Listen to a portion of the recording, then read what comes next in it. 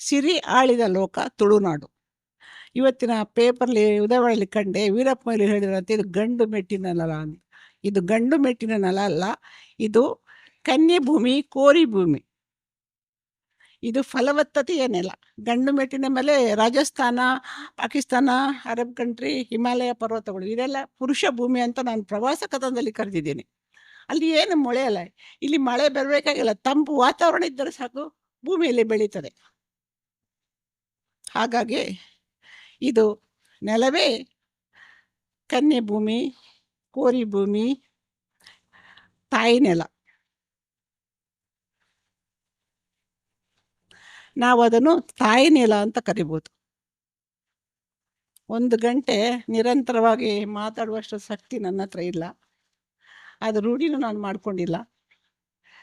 ನನ್ನ ಮಾತನ್ನು ನಾನು 3-4 ವಿಭಾಗವಾಗಿ ವಿಂಗಡಿಸ್ತೀನಿ. ಅದರ ಮೊದಲಿಗೆ ಬಹುಶಃ ನಿಮಗೆಲ್ಲ ಗೊತ್ತಿದೆ, ಇದು ಭೂತಾರಾಧನೆಯ ನೆಲ. ಭೂತಾರಾಧನೆಯ ಎಲ್ಲ ಶಕ್ತಿಗಳು 100ಕ್ಕೆ 91 ಶಕ್ತಿಗಳು ಸ್ತ್ರೀ ಶಕ್ತಿಗಳು, ಮಹಿಳಾ ಪೋಷಕ ಶಕ್ತಿಗಳು. ನನ್ನದೇ ಒಂದು ಉದಾಹರಣೆ ಕೊಡ್ತೀನಿ. ಈ ನನ್ನ ಅಧ್ಯಯನ ಆರಂಭದ ದಿನಗಳಲ್ಲಿ ನಾನು ಅಂಜುತ್ತಾ ಅಳುಕುತ್ತಾ ಪುರುಷ ಪ್ರಧಾನ ಜೊತೆಗೆ ಹೇಗೆ ಸ್ಪಂದಿಸ್ತಾ ಮುಂದುವರಿಲಿ ಅಂತ ಹೆಜ್ಜೆ ಇಡ್ತಿದ್ದ ದಿನಗಳಲ್ಲಿ ನನ್ನದೇ ಮನೆಯಲ್ಲಿ ಒಂದು ಕಾರ್ಯಕ್ರಮವನ್ನು ವೀಕ್ಷಿಸುವ ಅವಕಾಶ ನಾನೇ ಮಾಡಿಕೊಂಡೆ. ಯಾಕಂದರೆ ಮೊದಲೇ ಹೇಳಿಟ್ಟಿದ್ದೆ, ನನಗೆ ಬರಬೇಕು, ಅಧ್ಯಯನಕ್ಕೆ ತೊಡಗಿಸ್ಬೇಕು, ಇಲ್ಲಿಂದಲೇ ಆರಂಭವಾಗಲಿ ಅಂತ. ಆ ಕಾರ್ಯಕ್ರಮಕ್ಕೆ ಅದು ಗಡಿ ಪ್ರಧಾನ. ಹಳೆಯ ಸಂತಾನ ಇಲ್ಲ ಅಂತ ಹೇಳ್ತಿರಲ್ಲ, ಹಳೆಯ ಸಂತಾನದ ಪ್ರಕಾರ ಸೋದರಳಿಯನಿಗೆ ಆಗೋ ಒಂದು ಪಟ್ಟಾಭಿಷೇಕದ ರೀತಿಯ ಒಂದು ಗಡಿ ಪ್ರಧಾನ ನನ್ನದೇ ಕುಟುಂಬ ಸದಸ್ಯನಿಗೆ. ಹಾಗಾಗಿ ನನಗೆ ಸ್ವಲ್ಪ ಅಲ್ಲಿ ನಮ್ಮಲ್ಲಿ ಕೂಡ ಸ್ವಲ್ಪ ಪ್ರಗತಿಪರರು ಇದ್ದರು, ನನ್ನನ್ನು ಕರೆದ್ರು, ಹೋದೆ. ಆದರೆ ಅಲ್ಲೇನು ಎಲ್ಲ ಪುರುಷ ಗೋಡೆಗಳ, ಅಂದರೆ ಪುರುಷರೇ ಗೋಡೆ ನಿರ್ಮಿಸೋದು, ನನಗೆ ಹೋಗೋಕ್ಕೆ ಸಾಧ್ಯನೇ ಇರಲಿಲ್ಲ ಒಳಗೆ. ಆ ಕುಟುಂಬದ ಸದಸ್ಯಳಾದರೂ ಕೂಡ ನನಗೆ ಹೋಗೋಕ್ಕೆ ಸಾಧ್ಯ ಇರಲಿಲ್ಲ. ಅಂಥ ಸಂದರ್ಭದಲ್ಲಿ ನನ್ನನ್ನು ಯಾರಲ್ಲಿ ವ್ಯವಸ್ಥೆ ಮಾಡಿದ್ರು ಪ್ರಗತಿಪರ ಅಂತ ಹೇಳಿದ್ರು. ಅವರು ಎಲ್ಲಿದ್ದೀಯಾ ಇಂದಿರಾ, ಬಾ ಇಲ್ಲಿ, ಅಲ್ಲಿ ಏನು ನೋಡ್ತೀಯಾ, ಅವರ ಬೆನ್ನು ನೋಡ್ಕೊಂಡು ಏನು ಬರೀತೀಯಾ ಅಂತಂದು. ಹಾಗೆ ಮುಂದೆ ಹೋದಾಗ ಅಲ್ಲಿ ಜಾರಂದಾಯ ದೈವ ಪಾತ್ರೆ ನಿಂತಿದ್ದ. ಇದನ್ನು ನಾನು ದಾಖಲು ಮಾಡಿದ್ದೀನಿ ಕೃತಿಯಲ್ಲಿ ಕೂಡ. ಜಾರಂದಾಯ ಪಾತ್ರೆ ನಿಂತಾಗ ಅಲ್ಲೊಬ್ಬ ಪುರುಷ ಸದಸ್ಯ, ನನಗಿಂತ ಕಿರಿಯ, ನನ್ನದೇ ಕುಟುಂಬ ಸದಸ್ಯ, ಇಂದ್ರಕ್ಕ ತುಳುನಲ್ಲಿ ಗರ್ಜನೆ, ಇರೋಡೆಯೇ ಬರ್ತೀನಿ, ಎಲ್ಲಿ ಬರ್ತಾ ಇದ್ದೀಯಾ ನೀನು ಮಹಿಳೆಯಾಗಿ ಎಂಬ ರೀತಿಯಲ್ಲಿ ನನಗೆ ದನಿ ಎತ್ತರಿಸಿ ಹೇಳಿದ.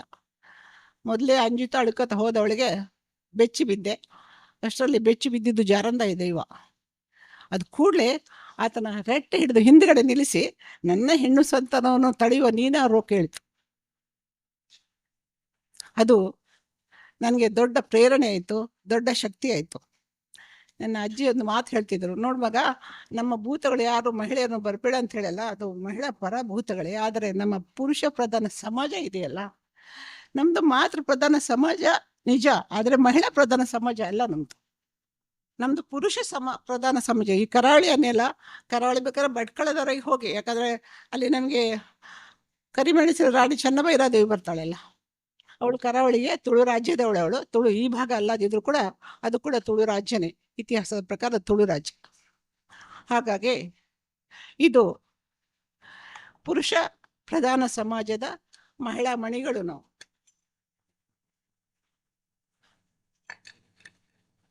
ನಾನು 3 ವಿಭಾಗ ಯಾಕೆ ಮಾಡ್ತೀನಿ ಅಂದರೆ, ಒಂದು ಐತಿಹಾಸಿಕವಾಗಿ ಸ್ತ್ರೀಯರ ಶಕ್ತಿಯಲ್ಲಿ ಯಾವ ರೀತಿ ಬಿಂಬಿತವಾಗಿದೆ ಅಂತ, ಎರಡನೇದಾಗಿ ಪಾಡ್ದನಗಳಲ್ಲಿ, ಮತ್ತು ಸಮಕಾಲೀನ ಜಗತ್ತಿನಲ್ಲಿ ವಿಶೇಷ ಇವತ್ತಿನವರೆಗೆ, ಈ ರೀತಿ 3 ಭಾಗಗಳನ್ನಾಗಿ ಮಾಡ್ಕೊಳ್ಳೋಕೆ ಇಷ್ಟಪಡ್ತಾ ಇದ್ದೀನಿ.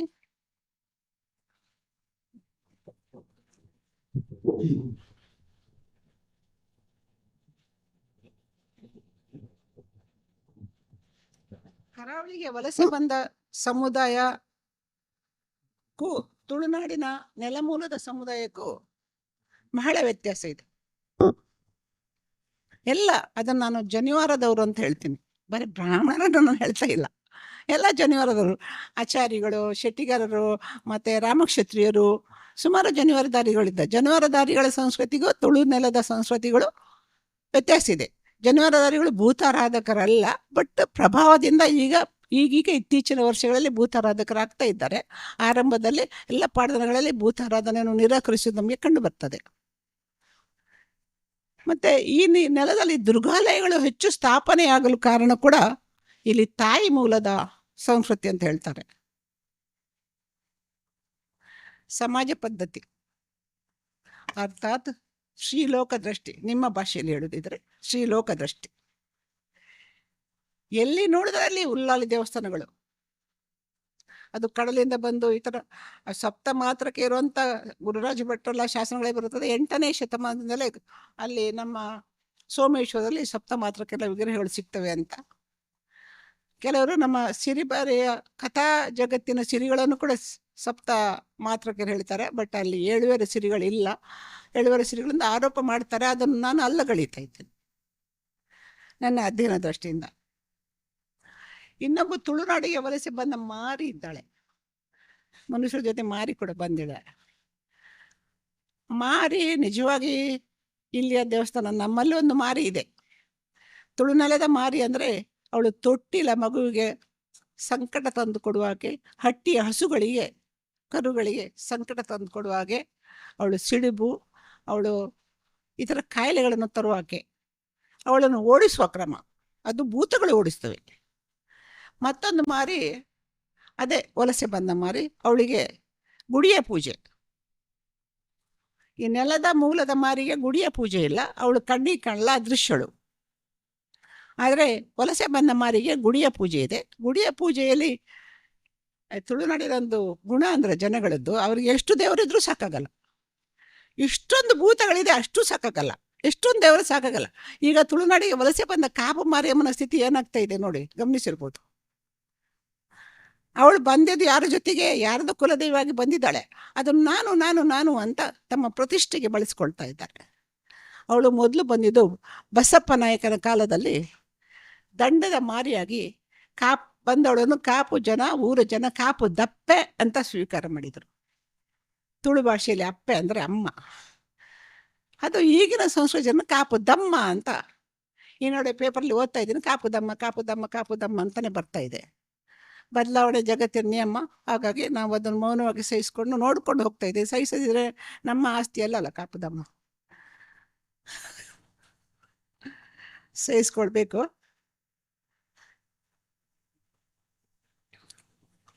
ನಾಗನನ್ನು ಫಲವತ್ತಿದೆ ದೈವ ಅಂತ ಹೇಳ್ತೀವಿ ನಾವಲ್ಲ, ವಿಶ್ವದ ಎಲ್ಲ ವಿದ್ವಾಂಸರು ಅದೇ ಅಭಿಪ್ರಾಯ.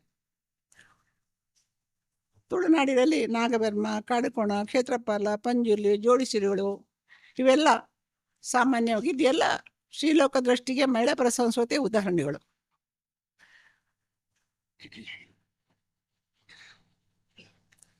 ನಮ್ಮಲ್ಲಿ ಒಂದು ಮಾತಿದೆ, ನಮ್ಮ ಅಜ್ಜಿ ಅಮ್ಮ ಎಲ್ಲ ಹೇಳ್ತಿರೋದು, ಒಂದು ಕಣ್ಣು ಕಣ್ಣಲ್ಲ, ಒಂದು ಹೆಣ್ಣು ಹೆಣ್ಣಲ್ಲ. ಒಂದು ತಾಯಿಗೆ ಒಂದು ಹೆಣ್ಣು ಮಗು ಇದ್ರೆ ಸಾಕಾಗಲ್ಲ. ಅದೆಷ್ಟೋ ಕುಟುಂಬಗಳಿದೆ. ಇವು ನನ್ನ ಕುಟುಂಬ ಸೇರಿ 2ನೇ ಮಗುವಿಗೋಸ್ಕರ ನಾಗನಿಗೆ ಪ್ರಾರ್ಥಿಸಿದ, ನಾಗನಿಗೆ ಶಿಲೆಕಲ್ಲು, ನಾಗನ ಶಿಲ್ಪಕ್ಕೆ ಎತ್ತಿಸಿಟ್ಟಿದ ಎಷ್ಟೋ ಕುಟುಂಬಗಳಿವೆ. ಅಷ್ಟರ ಮಟ್ಟಿಗೆ ಶ್ರೀಲೋಕ ದೃಷ್ಟಿ, ಶ್ರೀಪರ ಸಮಾಜ ಇರುವ ಇದು ಸಮಾಜ, ಇದು ನೆಲ. ಅದಕ್ಕೆ ನಾವು ಹೇಳಿದ್ದು ಕೂರಿ ನೆಲ ಅಂತ. ಅದೇ ದೃಷ್ಟಿಯಲ್ಲಿ ನಾನು ಹೇಳಿದೆಲ್ಲ, ಇದು ಕನ್ಯೆ ಭೂಮಿ, ಕೂರಿ ಭೂಮಿ. ನಿಮಗೆ ಗೊತ್ತಿದೆಯಲ್ಲ ಗೊತ್ತಿಲ್ಲ, ನಮ್ಮ ಕಂಬಳ ಇನ್ನು ಪುರುಷ ನೆಲಕ್ಕೆ ಹೋಗ್ತಾ ಇದೆ ಅಂತೆ, ದುಬೈಗೆ ಅಂತ ಇವತ್ತು ಪೇಪರ್ಲಿ ಬಂದಿತ್ತು ಅಶೋಕ್ ಕುಮಾರ್ ಇವರು. ಆ ಕನ್ಯೆ ಭೂಮಿಯ ಕಂಬಳನ್ನು ಕರೆಯುವುದೇ ಗದ್ದೆಗೆ ಮದುವೆ ಅಂತ. ಕಂಬಳ ಉದ್ದೇಶನೇ ಫಲವತ್ತತೆ. ಎಲ್ಲ ಉದ್ದೇಶ ಮರೆತು ಹೋಯ್ತು ಇವಾಗ. ಅದನ್ನು ನಾವು ದಾಖಲು ಮಾಡಬೇಕು. ಯಾರೇನು ಬೈಲಿ ಏನಾದರೂ ಮಾಡಲಿ. 3 ಬೆಳೆ ಬರ್ತದೆ. ಕಂಬಳ ಗದ್ದೆಯನ್ನು ಯಾವ ರೀತಿ ಆರೋಪಿಸಿದ್ದಾರೆ ನೋಡಿ. ಮೊದಲ ಬೆಳೆ ಸೂಳೆ ಅಂತ, ಹೆಣ್ಣಿನ ವಿವಿಧ ರೂಪಗಳನ್ನು ತೋರಿಸ್ತಾರೆ. 2ನೇ ಬೆಳೆ ಮದುಮಗಳಂತೆ, 3ನೇ ಬೆಳೆ ಬಾಣಂತಿ ಅಂತೆ. ಹೇಗೆ ಮೊದಲೇ ಬೆಳೆ ಸೂಳೆ, ಮಳೆಯಾಧಾರಿತ ಬೇಸಾಯ. ಅದನ್ನು ಆರೈಕೆ ಮಾಡಬೇಕಿಲ್ಲ. ಅದು ಯಾವ ರೀತಿಯಲ್ಲಿ ನೀವು ಅದಕ್ಕೆ ಉದಾಹರಣೆ ಮಾಡ್ಕೊಳ್ಳಿ. ಮಳೆ ಆಧಾರಿತ ಬೆಳೆಯನ್ನು ಯಾವ ರೀತಿ ತಗೊಳ್ಳಿ. 2ನೇ ಬೆಳೆಯನ್ನು ನೀರಾವರಿ ಬೆಳೆ, ಅಣೆಕಟ್ಟು ಕಟ್ತಾರೆ ಅಥವಾ ಕಟ್ತಾರೆ, ಲೋಕಲ್ ಕಟ್ತಾರೆ. ಅಥವಾ ಏನಾದ್ರು ಮಾಡಿ ನೀರಾವರಿ ತೋಡಿನ ಮೂಲಕ ನೀರು ಹರಿಸಿ ಬೆಳೆ ತೆಗಿತಾರೆ. 3ನೇ ಬೆಳೆ ಬಾಣಂತಿ, ಒಳಕೆ. ತುಂಬ ಆರೈಕೆ ಬೇಕು. ಅದಕ್ಕೆ ಏತ ನೀರಾವರಿಯ ನೀರು ಹಾಯಿಸಿ ಅದನ್ನು ಬೆಳೀತಿದ್ದೀವಿ. ಈಗ ನಾವು ಕಂಬಳಕ್ಕೆ ಹೆಣ್ಣು ಹೇಳಿದಲ್ಲ, ಗದ್ದಿಗೆ ಮದುವೆ, ಹೆಣ್ಣು ಭೂಮಿ, ಕನ್ಯೆ ಭೂಮಿ, ಕೋರಿ ಭೂಮಿ ಅಂತ ಹೇಳುವ ಈ ಕಂಬಳಕ್ಕೆ ಬಂದರೆ, ಈ ಕಂಬಳದ 2ನೇ ಬೆಳೆಯನ್ನು ಮದುಮಗಳು ಅಂತ ಕರೀತಾರೆ. ಸುಗ್ಗಿಯ ಬೆಳೆ ಮದುಮಗಳಂತಾರೆ. ಅಷ್ಟು ಸೊಗಸು, ನಿಜವಾಗಿ ಸೊಗಸು. ಸುಗ್ಗಿಯ ಬಯಲು ಗದ್ದೆಗಳನ್ನು ನೋಡಿ ಅದ್ರ ಚಂದವೋ ಚಂದ. ಆ ಮದುಮಗಳಾಗಿ ಅದನ್ನು ಪರಿಗಣಿಸ್ತಾರೆ. ಅದೇ ಕಂಬಳದಲ್ಲಿ ಪೂಕರೆ ಕಂಬ ಹಾಕಿದ್ರೆ ಹೆಣ್ಣು ಪೂಕರೆ ಕಂಬ ಹಾಕ್ತಾರೆ. ಗಂಡು ಕೂಡ ಇದೆ, ಸಾಮಾನ್ಯ ಎಲ್ರಿಗೂ ಗೊತ್ತಿರ್ಬೋದು ಇಲ್ಲಿ ಜನಗಳಿಗೆ. ಕಂಬಳದಲ್ಲಿ 2 ಪೂಕರೆ ಕಂಬ ಹಾಕ್ತಾರೆ. ಒಂದು ಗಂಡು ಪೂಕರೆ, ಒಂದು ಹೆಣ್ಣು ಪೂಕರೆ. ಎಲ್ಲ ಕಡೆಗಳಿಲ್ಲ, ಕೆಲವು ಮನೆಗಳಲ್ಲಿ ಹಾಕ್ತಾರೆ. ನಾನು ಒಂದು 2 ಕಡೆ, ಒಂದು ಕಡೆ ನೋಡಿದ್ದೀನಿ, ಒಂದು ಕಡೆ ಕೇಳಿದ್ದೀನಿ ಅಷ್ಟೇ. ಒಂದೇ 4 ಚಕ್ರದ ಬಂಡಿಯಲ್ಲಿ 2 ಪೂಕರೆ ಕಂಬ ಹಾಕ್ತಾರೆ. ಅದು ಹೆಣ್ಣು ಪೂಕರೆ ಅಂದರೆ ನಾಥ ಸಂಪ್ರದಾಯದ ಮೂಲಕ ಇರುವ ಅದು ತ್ರಿಕೋಣವನ್ನು ಒಂದರ ಮೇಲೆ ಒಂದು ಹಟ್ಟಿ ಥರ ಮಾಡಿ ಅದನ್ನು ಹೆಣ್ಣು ಪೂಕರೆ ಅಲಂಕರಿಸ್ತಾರೆ. ಗಂಡು ಪೂಕರೆ ಏನಿಲ್ಲ, ಬರೀ ಒಂದು ಕೋಲು, ಅದಕ್ಕೊಂದು ಬಿಳಿ ಪತಾಕೆ. ಇದು ಗಂಡು ಪೂಕರೆ. ಈ ಕಂಬಳದ ವಿಶಿಷ್ಟ, ಕಂಬಳನೇ ಇಲ್ಲಿ ವಿಶಿಷ್ಟ. ಆದರೆ ಈಗ ಅದು ಕಂಬಳ ದಾರಿ ತಪ್ಪಿದೆ, ಅದು ಬೇರೆ ವಿಷಯ. ಅದರ ಹೇಳಿದರೆ ಅದು ಶ್ರೀಮಂತರ ಕಂಬಳ ಅಲ್ವಾ. ಮೊದಲು ಶ್ರೀಮಂತರದ್ದೇ, ಜಮೀನ್ದಾರರದ್ದೇ ಕಂಬಳ.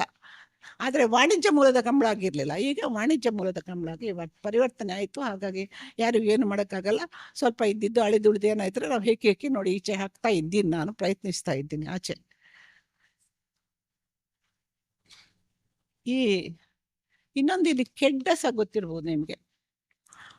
ಕೆಡ್ಡಸ ಕೂಡ ಫಲವಂತಿಕೆಯನ್ನು ತೋರಿಸುವ, ಅಂದರೆ ಭೂಮಿ ತಾಯಿಗೆ ಮುಟ್ಟಾಗುದಂತೆ. ಅದು ಬೇರೆ ಕಡೆ ಕೂಡ ಇದೆ. ಕಾಮಾಖ್ಯದಲ್ಲಿ ಬಹಳ ತುಂಬ ಜೋರಾಗಿದೆ ನಮಗಿಂತ. ಅಲ್ಲೂ ನಾನು ಹೋಗಿ ಬಂದಿದ್ದೀನಿ, ನೋಡಿ ಬಂದಿದ್ದೀನಿ. ಹಾಗೆ ಚಿಕ್ಕಮಗಳೂರು ಈ ಭಾಗದಲ್ಲಿ ಕೂಡ ಇದೆ ಅಂತೆ ಭೂಮಿ ತಾಯಿಯ ಒಂದು ಇದು. ನಮ್ಮಲ್ಲಿ ಬೇರೆ ರೂಪದಲ್ಲಿ ಇದೆ. ನಾನು ಅದನ್ನು ಇನ್ನೊಂದು ರೀತಿಯಲ್ಲಿ ಉಳಿಸ್ತೀನಿ. ಅಂದರೆ ಈ ಕೆಡ್ಡಸ ದಿನಗಳಲ್ಲಿ ತುಂಬ ಗಾಳಿ ಬೀಸ್ತಾ ಇದೆ, ಅದೇ ಸಮಯದಲ್ಲಿ ಗಿಡ ಮರಗಳಿಗೆ ಹೂ ಬಿಡ್ತಾ ಇದೆ. ಈ ಗಾಳಿ ಇದೆಯಲ್ಲ, ಪರಾಗ ಸ್ಪರ್ಶ ಮಾಡಿಕೊಂಡು ಹೋಗುತ್ತೆ. ಮುಂದೆ ಬೀಳಲಿರೋ ಮಳೆಗೆ ಈ ಕೋರಿ ಬಿಲಿಮಿಲಿ ಫಲವತ್ತದಿಲ್ಲ, ಅದೇ ಚಿಗುರುತ್ತೆ. ಭತ್ತ ಬೇಸಾಯ ಬಿಡಿ, ಬಾಕಿ ಮರ ಗಿಡಗಳೆಲ್ಲ ತನ್ನಷ್ಟೇ ಚಿಗುರುವುದು ಕೆಡ್ಡಸದ ಗಾಳಿಯಿಂದಾಗಿ. ಭೂಮಿ ಮುಟ್ಟಾಗೋದು ಒಂದು, ಅಂದರೆ ಮುಟ್ಟಾಗುವುದಂದರೆ ಮುಂದಿನ ಬೆಳೆ ಬೆಳೆಯೊಳಗೆ ಸಜ್ಜಾಗುವುದು ಅಂತ ಲೆಕ್ಕ. ನನ್ನ ಲೆಕ್ಕದಲ್ಲಿ ಅದು. ನಾನು ಆ ಥರ ಅರ್ಥೈಸ್ಕೊಂಡು ನಾನು ಬರೀತಾ ಇದ್ದೀನಿ ಅಷ್ಟೇ. ಇನ್ನು ನಾವು ಐತಿಹಾಸಿಕವಾಗಿ ತುಳುನಾಡನ್ನು ತಗೊಂಡ್ರೆ, ಮುಂದೆ ಅದು ಇಲ್ಲ, ಅದನ್ನು ನಾನು ಹೇಳೋಣ ಬೇಕಾದ್ರೆ. ನಮಗೆ ಮೊದಲಿಗೆ ಅಳುಪರಾಣಿ ಬಲ್ಲಮಹಾದೇವಿ ಕಾಣಬರ್ತಾಳೆ. ಅವಳು ಎಷ್ಟು ಚೆನ್ನಾಗಿ ಇದ್ಲಂದ್ರೆ, ಅವಳು ಒದ್ದೋಲಗ ಕೊಟ್ಟಿದ್ದಾಳೆ. ಅದೇ ಕರಾವಳಿಯಲ್ಲಿ, ಅದೇ ತುಳುನಾಡಿನಲ್ಲಿ ಸಿರಿಯ ಕಾಲಕ್ಕೆ ಬಂದಾಗ ಸಿರಿ ತನ್ನ ಹಕ್ಕನ್ನು ಗಳಿಸಲು ಪ್ರತಿಭಟಿಸುವಾಗ, ಪತ್ತೇರಿ ಕೂಟದ ಪಂಚಾಯಿತಿ ಜೊತೆ ಪ್ರತಿಭಟಿಸುವಾಗ ಅವಳಿಗೆ ಕೇಳ್ತದೆ ಪಂಚಾಯಿತಿ ಕೂಟ, ಹೆಣ್ಣಾಳಿಕೆಯೇನ ಸಿರಿಯೇ, ನಾಳೆ ನಿನಗೆ ಆಳ್ತನ ಕೊಟ್ರೆ ಹೆಣ್ಣಾಳಿಕೆ ಊರು ಅಂದಾರು ಅಂತ. ಅಂದರೆ ಸಿರಿಯ ಕಾಲ ಯಾವುದಂತ ನನಗೆ ಇವತ್ತು ಅನುಮಾನ. ಯಾಕಂದರೆ ಅವರಿಗೆ ಇತಿಹಾಸ ಗೊತ್ತಿಲ್ಲ ನಿಜ, ಬಟ್ ಅದಕ್ಕೆ ಮೊದಲು ಇದ್ದಿರ್ಲಬಾರ್ದಂತ. ಅಂದ್ರೆ ಇಲ್ಲಿ ಪರಿವರ್ತನೆ ಆಯ್ತಾ, ಸಿರಿ ಕಾಲಕ್ಕೇನೆ ಮಹಿಳೆಯರ ಹಕ್ಕುಗಳು. ಸಿರಿ ಕಾಲಕ್ಕೆ ಹಬ್ಬಕ್ಕೆ ಕೂಡ ಮುಂದೆ ಬಂದಲ್ಲ, ಅವಳೇನು ಹೆಚ್ಚು ಕಾಲ ಆಗಿಲ್ಲ ಹಬ್ಬಕ್ಕೆ ಬಂದು. ಇದೆಲ್ಲ ಗೊಂದಲಗಳು ಬರ್ತದೆ ನಮಗೆ.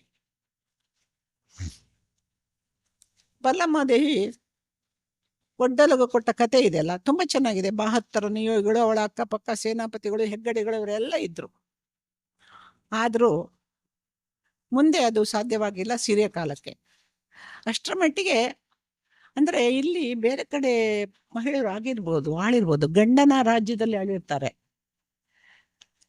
ನಮ್ಮಲ್ಲಿ ಇಲ್ಲಿ ಆಳಿದು ತನ್ನ ಪರಂಪರೆಯಿಂದ ಬಂದ, ಹೆಣ್ಣು ಮೂಲದಿಂದ ಬಂದ, ತಾಯಿ ಮೂಲದಿಂದ ರಾಜ್ಯದ ರಾಣಿಯಾಗಿ ಇಲ್ಲಿ ಆಳಿದ್ದು. ಮತ್ತೆ ಎರಡನೇದಾಗಿ ನಮಗೆ ಕಿಕ್ಕಾಯಿ ಬರ್ತಾಳೆ. ಹೊಯ್ಸಳರ 3ನೇ ಹೊಯ್ಸಳ ಬಳ್ಳಾರನ ಪಟ್ಟದ ರಾಣಿಯಾಕೆ. ಅದು ಏನಾಗುತ್ತೆ ಅಂದರೆ, ಅಳುಪರ ಬಹಳ ದೀರ್ಘ ಇತಿಹಾಸದ ಶ್ರೀಮಂತ ಪರಂಪರೆಯ, ಅರಸು ಪರಂಪರೆಯ ಅಳುಪರಿಗೆ ಘಟ್ಟದ ಮೇಲಿನ ಚಿಕ್ಕಮಗಳೂರಿನ ಆ ಭಾಗದ ಹೊಯ್ಸಳನ್ನು ಎದುರಿಸೋಕ್ಕಾಗಲಿಲ್ಲ. ಹಾಗೆ ಅವರು ಕೊಕ್ಕೈ ತಾಯಿಯನ್ನು ಮದುವೆ ಮಾಡಿ ರಾಜಿ ಮಾಡಿಕೊಳ್ತಾರೆ. ಅವನು ಕಿಕ್ಕೈ ತಾಯಿಗೆ ಪಟ್ಟ ಕೊಡ್ತಾನೆ. ಪಟ್ಟ ಮಹಾದೇವಿ ಅಂತ ಕರೀತಾನೆ ಅವನಿಗೆ. ಅವಳನ್ನು ಅಲ್ಲೇ ಬಿಡ್ತಾನೆ. ಅವಳು ಬರುವುದೂ ಇಲ್ಲ ಈ ಕಡೆಗೆ. ಆ ಸಂಸ್ಕೃತಿಯಲ್ಲಿ ತುಂಬ ಭಿನ್ನತೆ ಇದೆ, ಹಾಗಾಗಿ ಬರಲಿಲ್ಲ ಅಂತ ಈ ಕಡೆಗೆ. ಬಟ್ ಅವಳಿಗೆ ಸಂಪೂರ್ಣ ಸಾರ್ವಭೌಮ ಅಧಿಕಾರ ಸಿಕ್ಕಿದೆ. ತುಳುನಾಡಿನ ಪರಂಪರೆಯಲ್ಲಿ ಏನು ಸಿಗಬೇಕೋ ಅದೆಲ್ಲ ಅಧಿಕಾರ ಅವಳಿಗೆ ಸಿಕ್ಕಿದೆ. ಚೆನ್ನಾಗಿ ಅವಳನ್ನು ಪರಿಚಯಿಸ್ತದೆ. ಅದಕ್ಕಿಂತ ಮೊದಲು 1155ರ ಶಾಸನದಲ್ಲಿ ಕೂಡ ವೀರಪಾಂಡ್ಯ ದೇವನ ತಾಯಿ ಕೂಡ ಪನ್ನೀರ್ಪಳ್ಳಿ ಗ್ರಾಮವನ್ನು ಆಳ್ಕೊಂಡಿದ್ಲು. ಪಾಡ್ದನಹಳ್ಳಿಯಲ್ಲಿ ಬರುವಂತೆ ಇಲ್ಲ, ತುಳುನಾಡು ಇರಲಿಲ್ಲ. ಐತಿಹಾಸಿಕವಾಗಿ ಕೂಡ ತುಳುನಾಡು ಶ್ರೀಪರವಾಗಿಯೇ ಇತ್ತು. ಈ ಪನ್ನೀರ್ಪಳ್ಳಿ ಈಗಿನ ಹಣೆಹಳ್ಳಿ ಅಂತ ಹೇಳ್ತಾರೆ. ನಮ್ಮ ಬಲಮಹಾದೇವಿ ಇದ್ದಾಳಲ್ಲ, ನನಗೆ ತುಂಬ ಹೆಮ್ಮೆ ಬಲಮಹಾದೇವಿ ಬಗ್ಗೆ ಓದೋಕ್ಕೆ. ಅವಳು ಕಂಬಳಕ್ಕೆ ಕೋಣಗಳನ್ನು ಕಳಿಸಿದ ಶಾಸನ ದಾಖಲೆ ಇದೆ. 1281ರ ಕಾಲದ ಶಾಸನ ನೋಡಿ. ಕಂಬಳದ ಇತಿಹಾಸ. ನಮ್ಮ ಕಂಬಳನ್ನು ಓಡಿಸುವವರಿಗೆ, ಬೆಂಗಳೂರಲ್ಲಿ ಕೋಣ ಓಡಿಸುವವರಿಗೆ, ದುಬೈಯಲ್ಲಿ ಕೋಣ ಓಡಿಸುವವರಿಗೆ ಇದೆಲ್ಲ ಗೊತ್ತಿಲ್ಲ.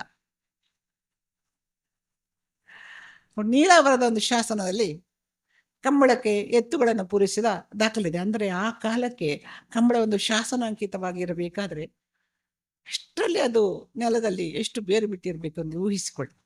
ಯಾಕಂದ್ರೆ ಶಾಸನ ಬರೆಯಬೇಕಾದ್ರೆ ಅಷ್ಟೊಂದು ಪ್ರಭಾವ ಇದ್ದಿರ್ಬೇಕು ಅದರದ್ದು. ಮುಂದೆ ಕಿಕ್ಕೈ ತಾಯಿ ನಂತರ ನಮಗೆ ಕಂಡು ಬರುವವಳು. ಕಿಕ್ಕೈ ತಾಯಿ ತುಂಬ ಕೆಲಸ ಮಾಡಿದ್ದಾಳೆ. ಅವಳಿಗೆ ಹೊಯ್ಸಳ ಬಳ್ಳಾಳರ ಇದು ಇತ್ತಲ್ಲ, ಸಪೋರ್ಟ್ ಇತ್ತಲ್ಲ. ಮತ್ತೆ ನಮಗೆ ಕಂಡು ಬರೋಳು ಉಳ್ಳಾಳದ ರಾಣಿ ಅಬ್ಬಕ್ಕ.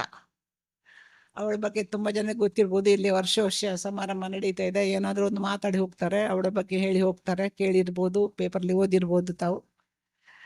ಆ ಉಳ್ಳಾಳದ ರಾಣಿ ತನ್ನ ತಾಯಿ ಮೂಲದ ರಾಣಿ ಅಧಿಕಾರದಿಂದ ರಾಣಿ ಆದರೂ ಕೂಡ ಗಂಡನಿಗೆ ತುಂಬ ತೊಂದರೆ ಅನುಭವಿಸ್ತಾಳೆ.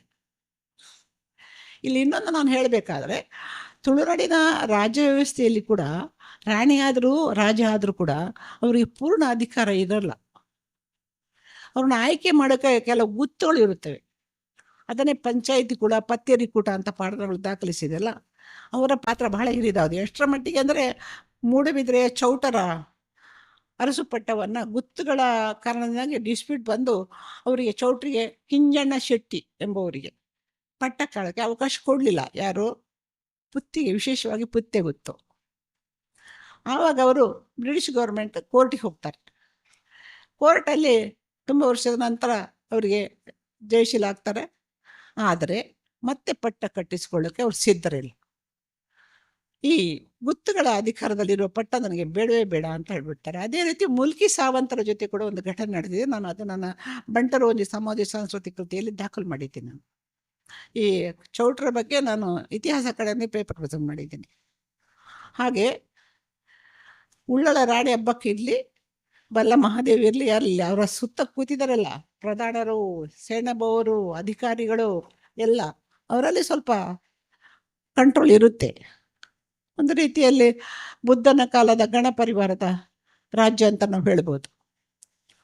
ಇಲ್ಲಿ ರಾಣಿ ಹಬ್ಬಗಳಿಗೆ ಅವಳ ಸ್ವತಂತ್ರ ಪ್ರಭುತ್ವಕ್ಕೆ ಅವಳ ತಾಯಿ ಕಡೆಯಿಂದ, ತಾಯಿ ಮೂಲದ ಜನರಿಂದ, ತನ್ನ ರಾಜ್ಯದಿಂದ ಒಳ್ಳೆ ಬೆಂಬಲ ಸಿಕ್ಕಿದ್ರು, ಗಂಡನಿಂದ ಬೆಂಬಲ ಸಿಗಲ್ಲ. ಇಲ್ಲಿ ಏನಂದ್ರೆ ಇದರಿಂದಾಗಿ ಗಂಡ ಹೆಂಡಿನ ದಾಂಪತ್ಯಕ್ಕೆ ತುಂಬ ಬಿರುಕು ಬರ್ತದೆ ತುಳುನಾಡಿನಲ್ಲಿ.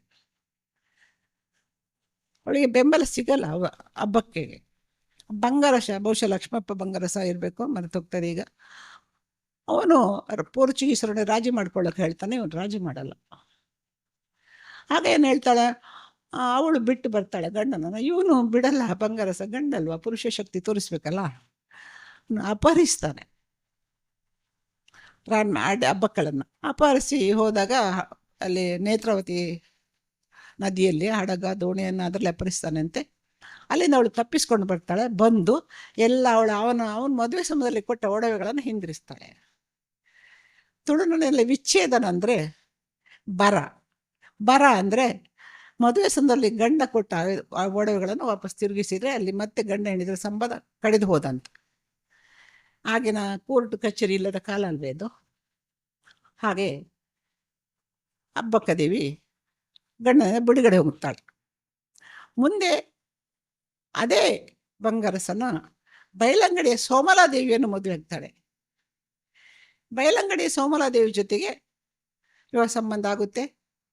ಅವನು ಒಂದು ಬಯಲಂಗಡಿ ಅರಸನ ನೋಂಪಿ ಪೂಜೆಯನ್ನು ಇಡ್ತಾನೆ.